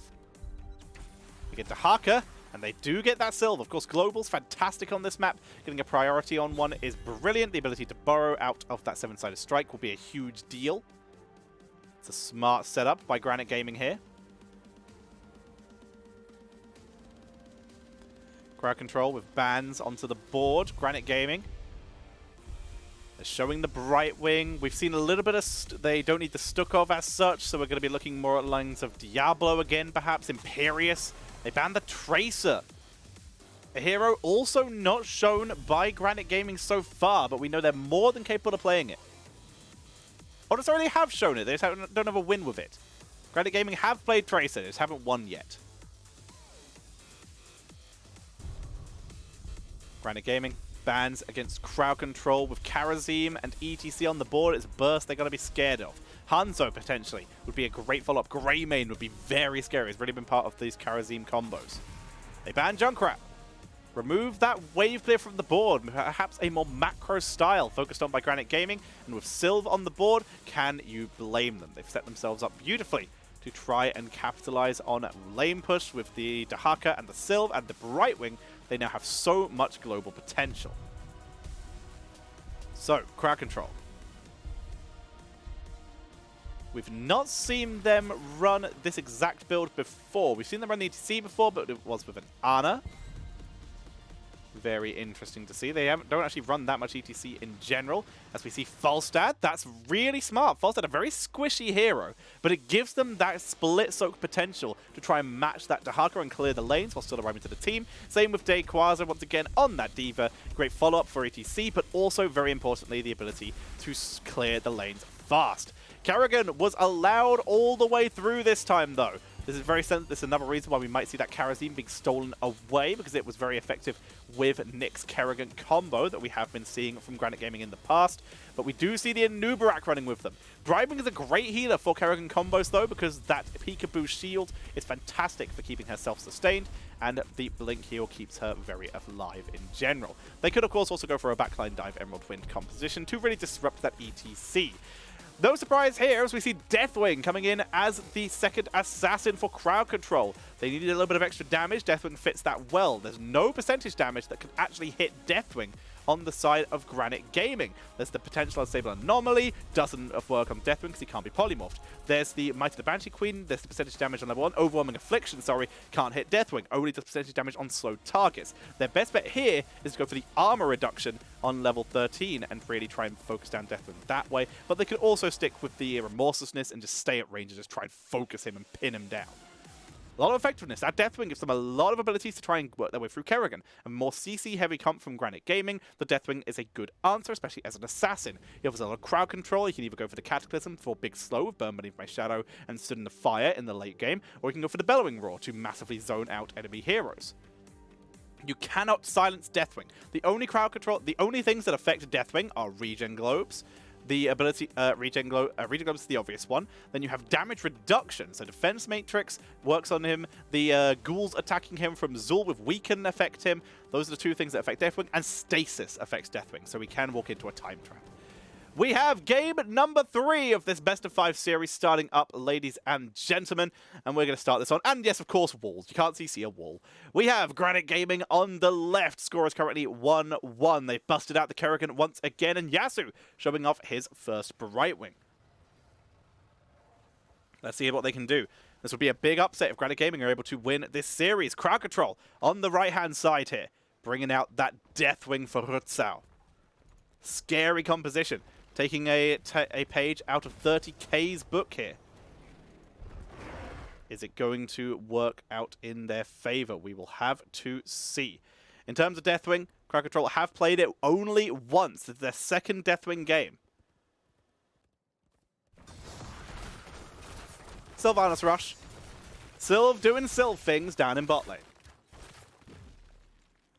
They don't finish the tower, but they get a good amount of damage. Already definitely worth. Scoot going for Beetle build, by the way. That's going to really help here. It's going to cause a lot of extra lane pressure. Again, they go for a macro style. They want to be able to push forts when they can. It's a little bit of extra damage. A little bit of extra burst here. Makes sense. That seems to be the style they are going for. Nice impale there by Skoog. Gets away from Lolba. They stay alive.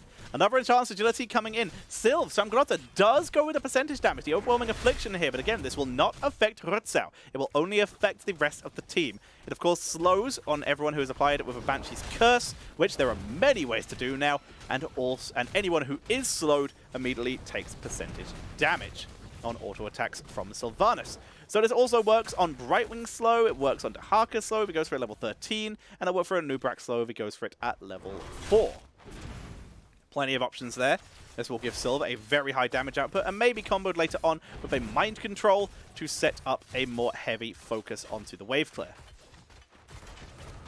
Onto the single target burst. Problem with that is Mind Control, while it doesn't apply 3 stacks of Banshee's Curse, it will not affect Deathwing, and if Deathwing gets in the way with his big ol' hitbox, then it will cause quite a few problems. We'll see if it makes a difference. Season Marksman starting off a false stat. No anti-macro here coming in. Just staying very normal for damage build. So Grotta, focus down. X-Ray with the follow-up. Haunting Wave gets from Grotta out of there. It's going to be another rush down for Dequaza. You can definitely see that they have a preference on the build. There's an Impale for the Anub. Skoog focus down as to burrow away. The risk of an Uberak. A lot of crowd control. Great engage. Very low health pool. Very squishy to deal with. Has less health than, you can see, has less health than Diva. Very risky to play. The slows coming out, so Grotta will be forced to back up for now, though. It's Kerrigan, Nick, who is soaking against Falstad right now to keep the experience going. And, of course, to gain those stacks. It's going for the sharpened blades. Possession for Sylv as well. Not worrying about the wave clear, just worrying about dealing with catapults later on, because, of course, forts will go down. It's also great for a very quick push, and this seems to be what they're going for. So Grotta not looking for wave clear, is looking for macro quick push style. They go for Dream Shot on level 4 for this Brightwing. This was for the reason of going Hush later on to interrupt Lolba's Mosh Pit, while allowing Brightwing to stay safe and out of danger. Nentori arrives, drag onto the mech. They're trying to force that self-destruct out early. The Quasar will be forced off the point. Deathwing is holding mid right now, Lolba with the wraparound play. Takes a little shot from Lolba. Great knock-up. Good damage from Grotta, making the most of the slow from Impale. They're looking to place their marker. Dequaza steps onto the point, trying to hold some shots. Skoog does not want to risk being charged by Lolba. It's going to happen anyway, and he's able to burrow charge out, but very barely. Dropped low. Risky play. Final shots will be taken by CrowdControl, and again, mid. Very low contested, as we do see the double global, though. Brightwing and Dahaka tunneling in forces Rutzau off the point, and they will grab the last 8 shots from this temple. Explosive Hammerang coming in. Yasu, a little rough there. Rotated up here to try and get some extra soak and try and get themselves in there, but instead will be punished and picked off. Chitinous Plating coming in for Nubarak here, so not going with the Leeching Scarabs. No healing Beetles. Sylv. Oh my, single target here. They're really trying to focus onto blowing up individual members here. Very much so. Oh, good power side by Lolba. But yeah, a very much different build with barbed shot.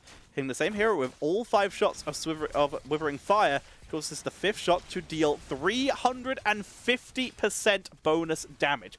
That is a lot of single target burst coming in for Sven Grotta here. He's very reliant on that, and this will, of course, affect Death. This will help them a lot. Great burrow charge from Skoog, but the camp will be stolen. Again, crowd control with great control of the map here. Really paying attention to where Granit are and are able to take the fights at the right time. Nentori, though, already made their way back to top lane, begun soaking that up. Diva will have to make sure that they can keep up.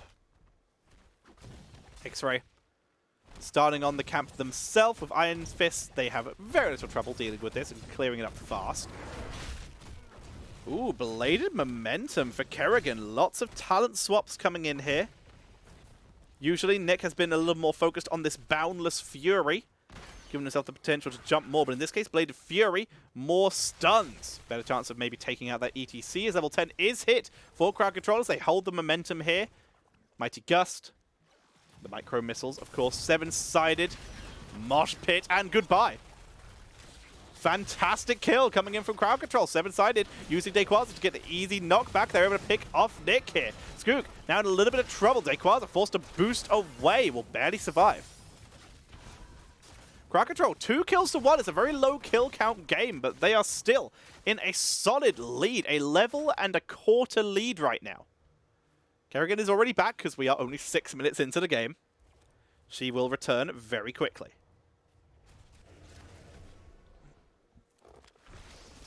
Cocoon, Maelstrom, no quick burst with the Ultralisk here. Gonna have to burn Maelstrom. Nick looking to try and get the kill onto Lolba early, chasing him down. Look at that damage, but they're scared of where everyone else is. They choose not to chase. They could have got that kill. D.Va and Falstad are both showing top. They could have very easily chased that down. Sylv will, in fact, be taken out up in the top lane. Micro missiles coming in. Brightwing TP's up. Dynao getting chased down, but they can't catch him. They're going to try, though. There's the speed boost. Enhanced agility. Isolation. Short on range. Does not land. Shots were finished up in top lane. Bot was finished off by Deathwing. Nick now completely isolated, seven-sided, and almost the exact same thing happened. Dynao arrives to help. Was not needed, but gained some stacks instead. Up to 21 stacks on that Season Marksman. And CrowdControl, they are controlling the map right now. They've got double globals of their own, and they are using them. Deathwing and Falstad controlling the map, while we see ETC and Karazim, the ultimate rotation death squad, able to just find kills anywhere while D.Va just works on wave clear. This is very effective. Great play right now by CrowdControl. We see them get that lead. There's Giant Killer. Ooh, we see a little bit of relentlessness coming in for Karazim, giving himself some armor so that he can survive the bursts and stuns of Skook here. Lolba finds himself a little isolated here, not in the best position. Power slide, Mosh Pit, Burrow Charge is good though. There's the Gust, forced out, Wailing Arrow, not hitting Lolba here, as Lolba is able to turn around and try and retreat. DayQuaza with the quick boop zones everyone away, and CrowdControl, they are able to escape. Great Mighty Gust to prevent that Wailing Arrow from going in. Boss is pushing uncontested here. Going to get some damage onto the keep. It will not finish the job, but it will get some damage. Although Sangrata are going to try and reduce that damage as much as they can. Talent advantage still in favor of CrowdControl. Their lead they're holding is going to be very hard for Granit Gaming to make their comeback into. As Granit Gaming playing quite far from behind right now. CrowdControl looking good. Second game in a row now, CrowdControl holding themselves ahead here.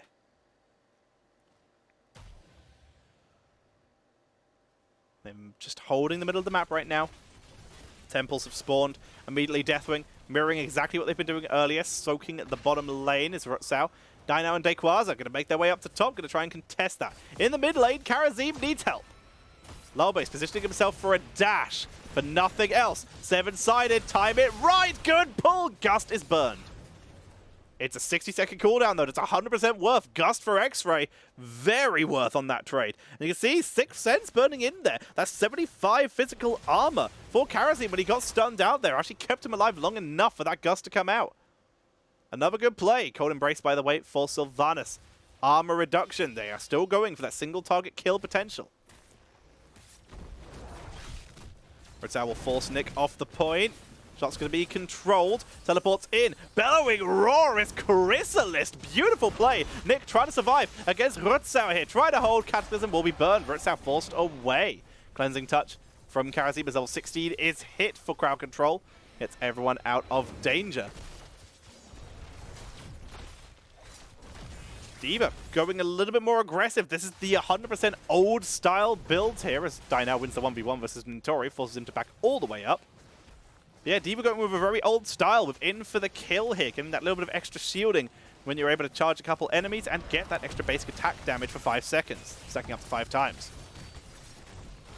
Stun attempt coming in from Nick, does not land it. Dynao from the other side, joining up with the team as they turn the focus onto Nick. Nick is focused down and good damage. They're able to pick up the kill. Great focus. Drag onto ETC. Medallion and Gust are burned. Fantastic wraparound onto Yasuo, who could not find the blink heal for his team. He is taken out. Bottom keep is destroyed. Top keep not looking great, but they don't care. Who cares about top keep? But there's a game to end. So Granit are going to be coming in here. It's a full 5-man push. They have self-destruct 15 seconds before Kerrigan. Why wouldn't they try to end? Here comes the turnaround. Skoog trying to hold the line. Loba is running away from the tornadoes as the core goes down. Rutzau buying time, bellowing roar. He's dropping very low here. And there is the isolation onto ETC, but it might be too late with self-destruct. That is game number 3 going over to the side of CrowdControl. Oh my god, he's got the helmet on. That's awesome. ETC having the helmet on at the end of that after getting isolated. It lasted the entire duration. CrowdControl really making the most of their gang squad there. The ETC Karazim gang squad just hunting Kerrigan all game. Beautiful execution coming in from CrowdControl there. Looking very, very solid in this game at number 2. 3, my apologies. Granit, he was really looking for those single target fights, but he never got them. They never really even got a full team fight. It was always pickups coming in from CrowdControl. They always had control of the game. It was very rare that Granit Gaming had a position on the board, and when they did, it was always just a quick backup, turnaround, re-engage from CrowdControl. They gave up a couple of objectives in exchange for better map control. They always were able to invade. They were always able to find picks when they needed to. Well executed. Really nicely done by CrowdControl. That puts them up 2-1 right now. 1 game away from taking the victory and keeping themselves in that top echelon of teams. Granit Gaming, though, we saw game number 1. We know they can do it. They fought from behind there. Can they fight from behind in this series? Long way to go, but it is doable. Also, big shout out to Rutzau, who wasn't even in some of the fights and still matched Sylvanas in damage. 23,000 damage, wasn't even in most of the fights. That's Deathwing for you. That'll do it. And Karazim, really smart idea. Going for that little bit of extra sustain, that armor when he got stunned against Kerrigan and Noob. Great idea. Keep yourself alive. You don't need that speed boost every time. Alrighty then. So, that's the end of game 3. We are now potentially 1 game away from finding out who will win this first series of the day. We still, of course, have Wild Heart Esport versus Chili Mountain coming up after this. I will be your caster for both of those. But if you are enjoying this series today, then please consider dropping a follow so that you know when I go live. I cast every CCL game I can, and the ones I don't, I always cover on replays. Currently on YouTube, every game to date is on there. I have cast every CCL game, so if you want to hear that commentary, there is a playlist on YouTube. You can search CCL Tetcher. I'm sure it'll come up probably. Who knows? Who knows? But give them a search. You can find it, and you can hear my commentary on all of that. You can also, if you really enjoy it, consider supporting me. I'm not being paid by Heroes Hearth or CCL to do this, as they opted for other commentators. I'm just using their co-streamer program, which is why we're on a clean feed right now. Which, I appreciate that they have the clean feed. I appreciate that they have it, is what I will say about it. But I'm not being paid by them. As such, any support is very appreciated. So if you have any donations or subs available, any expendable income you have would be very appreciated if you're willing to give it. Of course, you're not expected to give it. I offer this entertainment for free. But it is tough times for everyone, and as such, if you do have a little bit extra, it really helps me keep doing this, because if I don't earn money, I can't keep doing this because I have to go work and get food. But each donation puts me 1 step closer to being able to take that little bit of extra time into casting, which I really like doing. Gromlin, thank you very much for the follow. Very appreciated. So every donation, it counts. You can also help by supporting other people who help me keep this stream going, including these lads up here. That is Simply Nuck Gaming. Their People's Choice campaign allowed you guys to vote on which of their systems received the biggest Black Friday discount. And in this case, the biggest discount went over to the Ghost Canyon, my nemesis. Tiger, thank you for the 333 donation. 333. I'm really bad with THs, so I appreciate it, Tiger. Thank you muchly for the bits. It is very appreciated.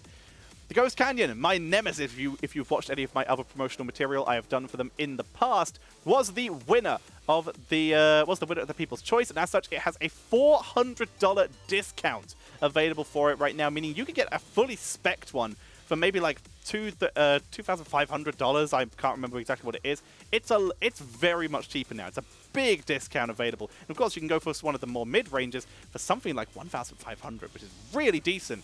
You have up to, from i7s to i9s in there. You can fit a graphics card in there up to a 270. It's a powerful machine in a very small form factor. If you've got limited space, then it's a great idea. I'm lucky enough to not have to worry about space right now because I'm living at home because, well, my job disappeared, so I couldn't afford rent anymore, so I had to move home. But people like SNUC, people like Simply Nuck, and of course you guys at home watching today are allowing me to keep doing this very, very dumb job. Because let's be honest, what we have here, here's how I've had to explain my job to a family member before. There are people who are good at games and play them for money. I look at those people who are better than me and I yell about it. That's my job. Let's head into the game, ladies and gentlemen. We have our draft set up. We're heading into game number 4. And it's Granit Gaming with first pick once again on Dragonshire, the map selected by CrowdControl. Let's get this rolling. Exclamation mark SNUC in the chat. A lot of people don't know what play-by-play is. A lot of people don't understand what that means. But again, exclamation mark SNUC in the chat for more details on the Black Friday to Cyber Monday discount. You only have today, tomorrow, and Monday to purchase and get those deals. $400 spend. Think how many Pokemon cards you can buy with that, as we see Rexart banned away and CrowdControl removing that Cassia.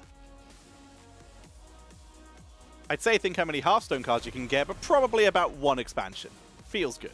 We see the Junkrat taken away by Granit Gaming. Lucio going to be coming in as well. Well, here's the issue, Softburp. In the UK, the biggest sport is football, and we usually only have one commentator for that. So there is no distinction between play-by-play and analysis. We just have one guy who covers it. We have one soccer commentator for the Americans out there. That's all we get. So it's a little bit harder for people to explain. A lot of people get it and still understand, but some don't.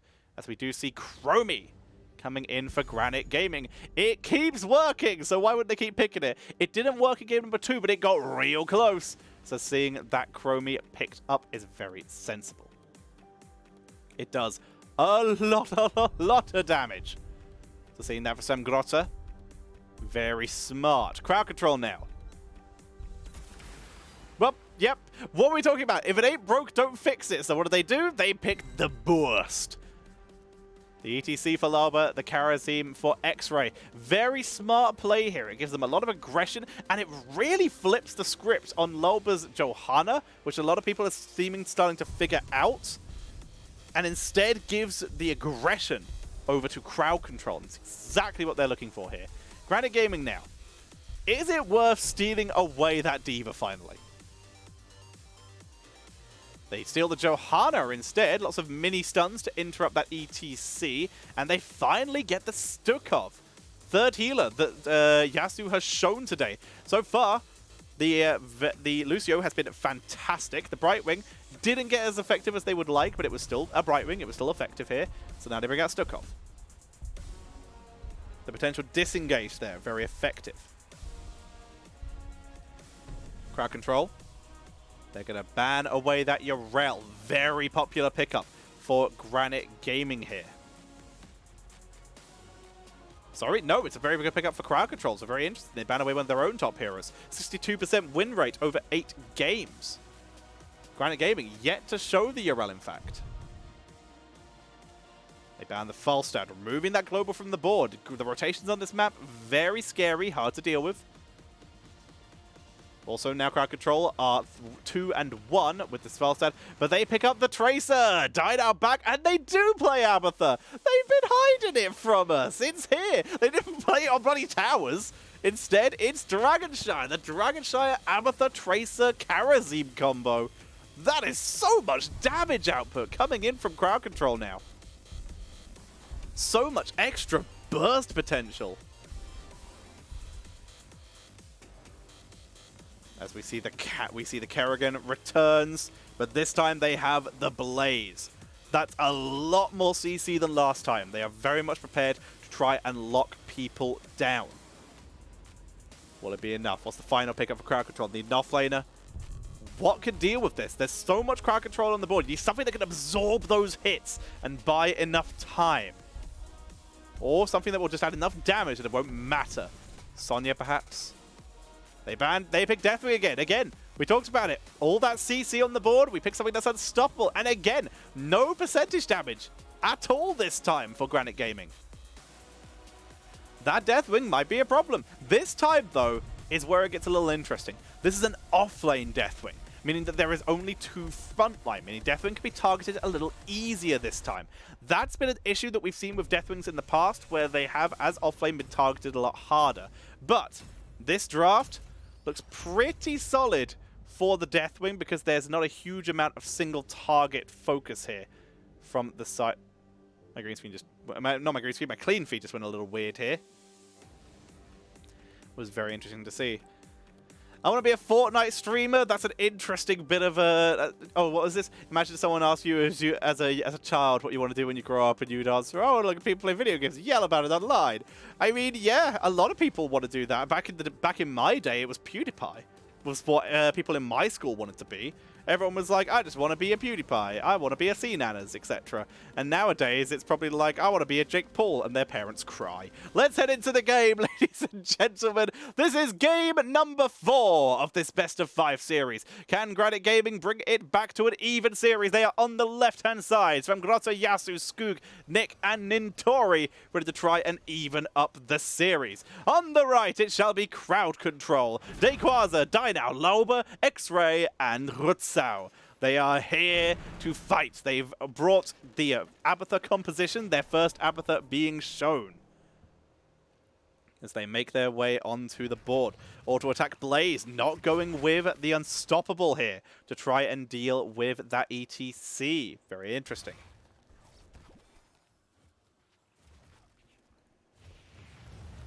A little bit of siege coming in.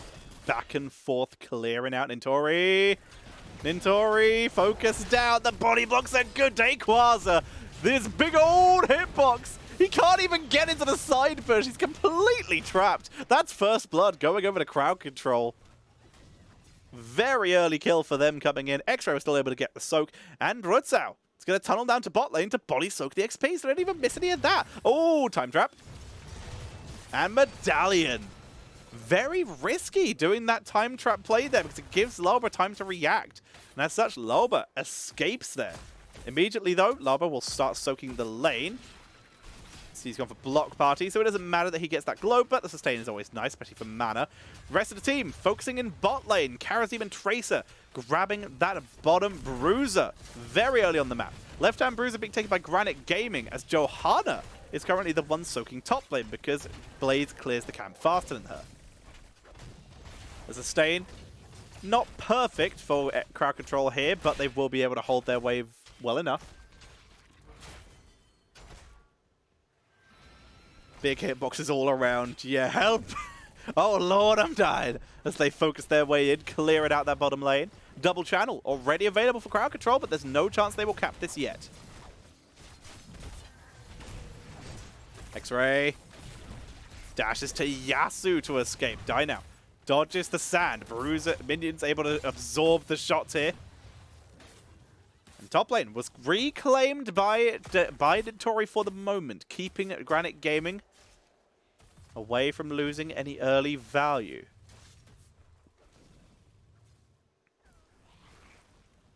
CrowdControl, Deathwing dealing with that Bruiser camp. No match yet from CrowdControl as again CASSIA.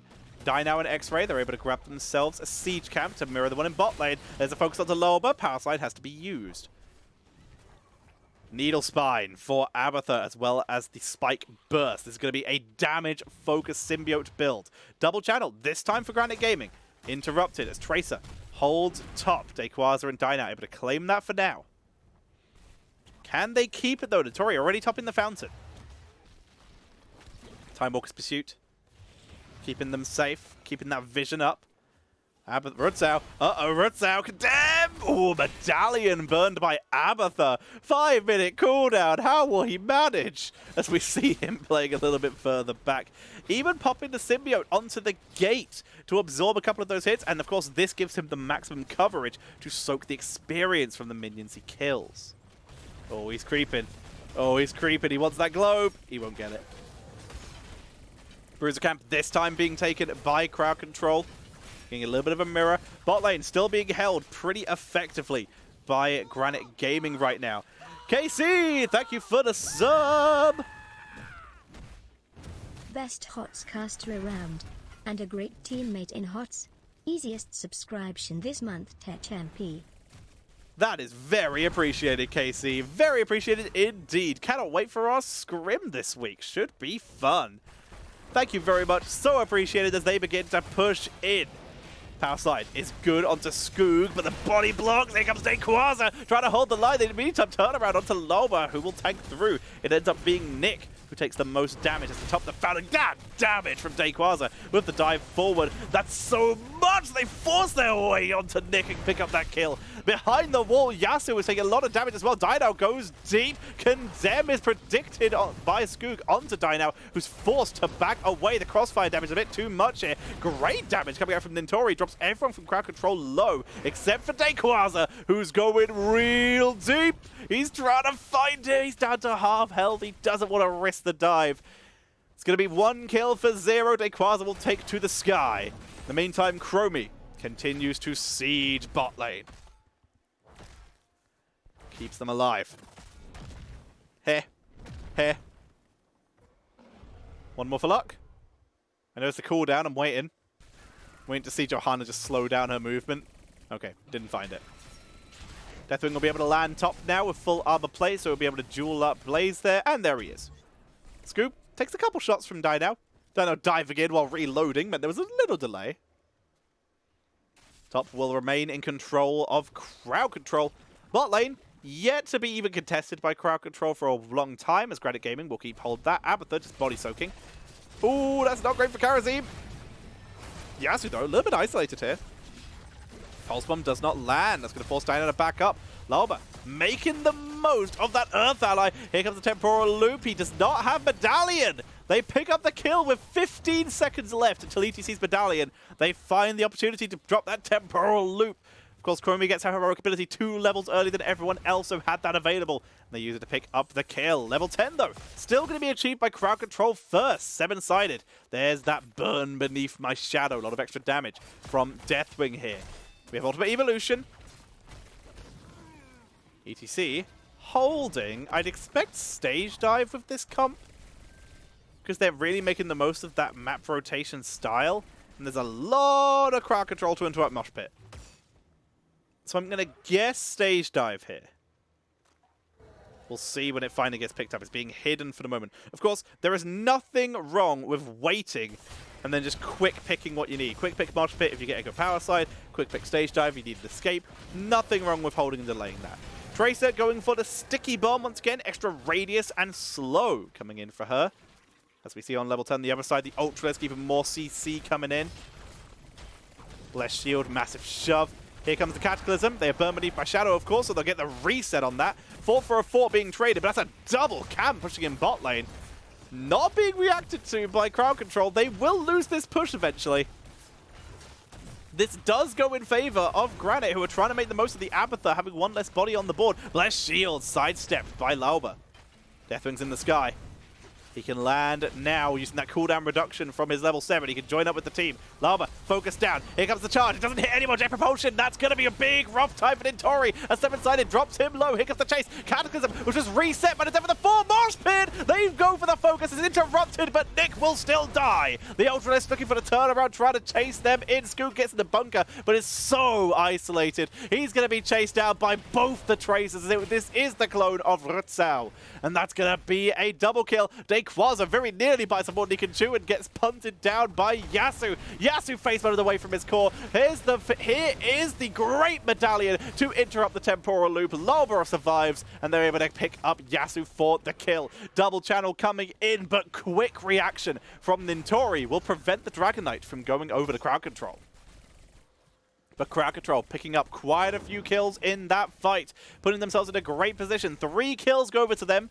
From Grotta, he really wants to reclaim bot. That quick pick on Mosh Pit for the ETC for Lolborough was so smart. Grotta moves in, but the Dragon Knight already goes over to the side of CrowdControl. Instead, they're just going to try and pick off DIABLO early. The Pulse Bomb with the slow timeout. DayQuaza comes in for the assist, but Nick is coming in. Soma Transference is on the line. They're going to turn around. They're going to try and pick up Grotta, and they will get it with that Deathwing Incinerate. Great kill coming in from CrowdControl. They've got the double dragons as they will push into the mid lane. Bot lane still taking damage as well. See you later, Nick. Doesn't go too far, though. It's Karazim in this Dragon Knight. No healing available for CrowdControl. They don't even have Prog Rock to make up the numbers. Cataclysm immediately being burnt here.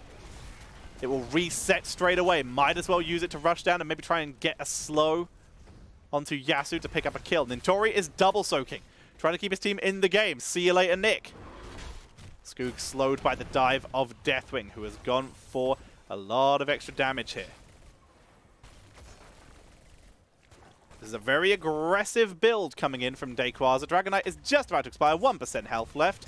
2 seconds. They try to look for one last fire breath. Big stun onto Lolborough, though, who is deleted. The Condemned to follow up. They get the double kill onto Tracer. Unable to even recall. X-Ray is all alone here. Gonna be hit by all 3. Dragon's Breath, quick heal for speed boost, and double dash. Will be able to escape, but Johanna, looks like they were thinking about the charge, decide against it. Very interesting, by the way, that Blaze has not gone for Meltdown, the go-to standard when you're playing against a Deathwing to try and reduce that damage output.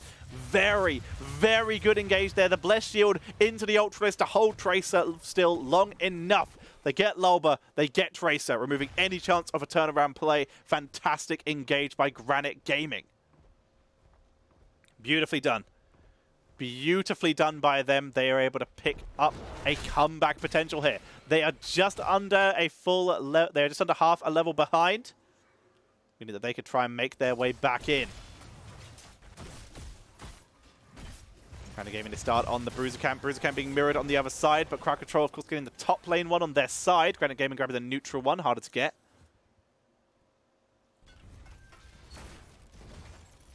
We're going to be seeing the siege camps being taken.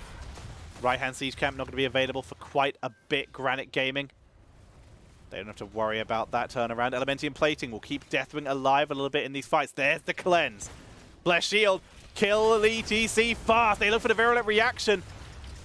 Unable to finish the kill. Lolborough gets cleansed again. They look for the turnaround. They've already burned Ultimate Evolution. Here comes the Cataclysm. That completely cuts them off. But Deathwing is all alone while his team chases down Nintori. But no one turns on the fight. They instead look for the turnaround. Dive. Great lurking arm set up there by Yasuo for the turnaround onto Tracer. Tracer is down. The clone has expired and they are in full retreat. Granit Gaming pushing forward, the stun from Kerrigan, followed up by the lurking arm from Yasuo. Nick and Yasuo able to pick up Tracer. They push their way in to get their first keep of the game. This is so impressive. They make their way forward. DayQuaza to do some damage. There's the Mosh Pit, though. Good kill. They get Yasuo. Lolborough dives back, slows from DayQuaza. They chase forward. From Grotta is being eaten. 7-sided. The time out means only Johanna took the shots. Only Skoog. As Nick, you can see he wants the channel. He's going to try. Abatha Hat denies. Beautiful global play by CrowdControl. They hold themselves in this game. What a play. CrowdControl back in it. All the momentum that Granit Gaming just gained has been lost as CrowdControl reclaim authority. They look for Nintori. There's the dive. Lots of damage being dealt. Jet propulsion is used. That's the escape. Slow from Tracer Bomb. They don't have enough damage to finish the job, though. Dino does a lot. Oh, hang on. Tracer. Okay, bunker burned. They burn bunker. Kerrigan was set up trying to set the trap for Dynao there. Instead, Dragon Knight is claimed. CrowdControl will make their way to bot lane. Kill the fort, the last fort of the game. Big XP over time. They want that level 20 and maybe set themselves up for a keep. Abathur, by the way, going for the extra speed boost on that level 16. Not going for what would combo with the Spike Burst at level 1 and going with Venom Spines instead. The Adrenaline boost gives them that quick rush to get Tracer out of danger. They look to push forward slow and steady. It's Karasim in there. They can't afford to take too much damage. They just creep forward piece by piece. Scoo takes a little bit of damage, but he's tanking beautifully. Doesn't even look like he's hurt. Virulent reaction. Kerrigan stun. That's good. Nintori with the wraparound. As Loba is temporal looped back in. There's no cleanse because Karasim's in the Dragon Knight. Mistakes were made. Double kill for Granit Gaming. They look for Dayquaza, who will make it away into the sky. Let's see that again. You can see the siege coming in for Dayquaza. The group up. Loba and Dynao, again, staying together exactly as they should be, but virulent reaction, exactly what they need. Kerrigan follow-up. The Jet Propulsion does not land, but it's enough. And with Temporal Loop as the setup, they are good. No cleanse available, and they pick up the kill. Karasim with the Dragonite gets punished. As we look at what might be the final push, Seven-Sided Strike going to be coming in. Dayquaza doing a lot of damage. Time Trap buys them time. They're able to back away a little bit. Nick's doing some good damage. Dayquaza trying to hold the line. As we see Rutzau on the backline as Karasim doing some damage as best he can, but he's picked off. The clone is dead. It's Dayquaza putting everything he can onto the sustain. Nick dodges the stun of the core by going into that Chrysalis. Here comes the virulent reaction, keeping X-Ray out of it. There's the first kill. Nick down. Second kill. Here comes from Dynao onto Stram Grotta to buy the time. Skoog is tanking this. Abathur on the core with the mule. They hold, and that's CrowdControl. Bless Shield to try and prevent to give them the escape. As Skoog is being chased down. There comes X-Ray. He even gets the adrenaline boost. He's looking for one more. Here comes Deathwing with the meteors from above. They're chasing him down. This could be the full team wipe. There's the chase. Bolt of the Storm over the wall. Here's the quick cleanse. Nintori's buying as much time as he can, which makes sense. There's no minion wave. Deathwing's just going to tank the fort, though. They're going to use Deathwing to tank the keep. They'll make their way through. Cataclysm is burned. It's burned beneath my shadow, and it is the stood in the fire. Extra damage. Karasim tanks the core. They buy time. They swap the aggro. They kill the keep. Everyone is alive, though. They can't end. They don't have the damage to end. Keep for keep are traded. Granit Gaming survive. Level 20 is available for CrowdControl. Granit Gaming a full level away. They didn't have the damage race to complete it. Chromie, by the way, just trying to carry this Kerrigan through with that level 20, level 18 for her Blessing of the Bronze. Giving them all that 20% bonus movement speed and their abilities to charge 35% faster for 8 seconds. This might be enough for them to capitalize, see what they can do. Dragon Knight has been claimed. This time they put ETC in it.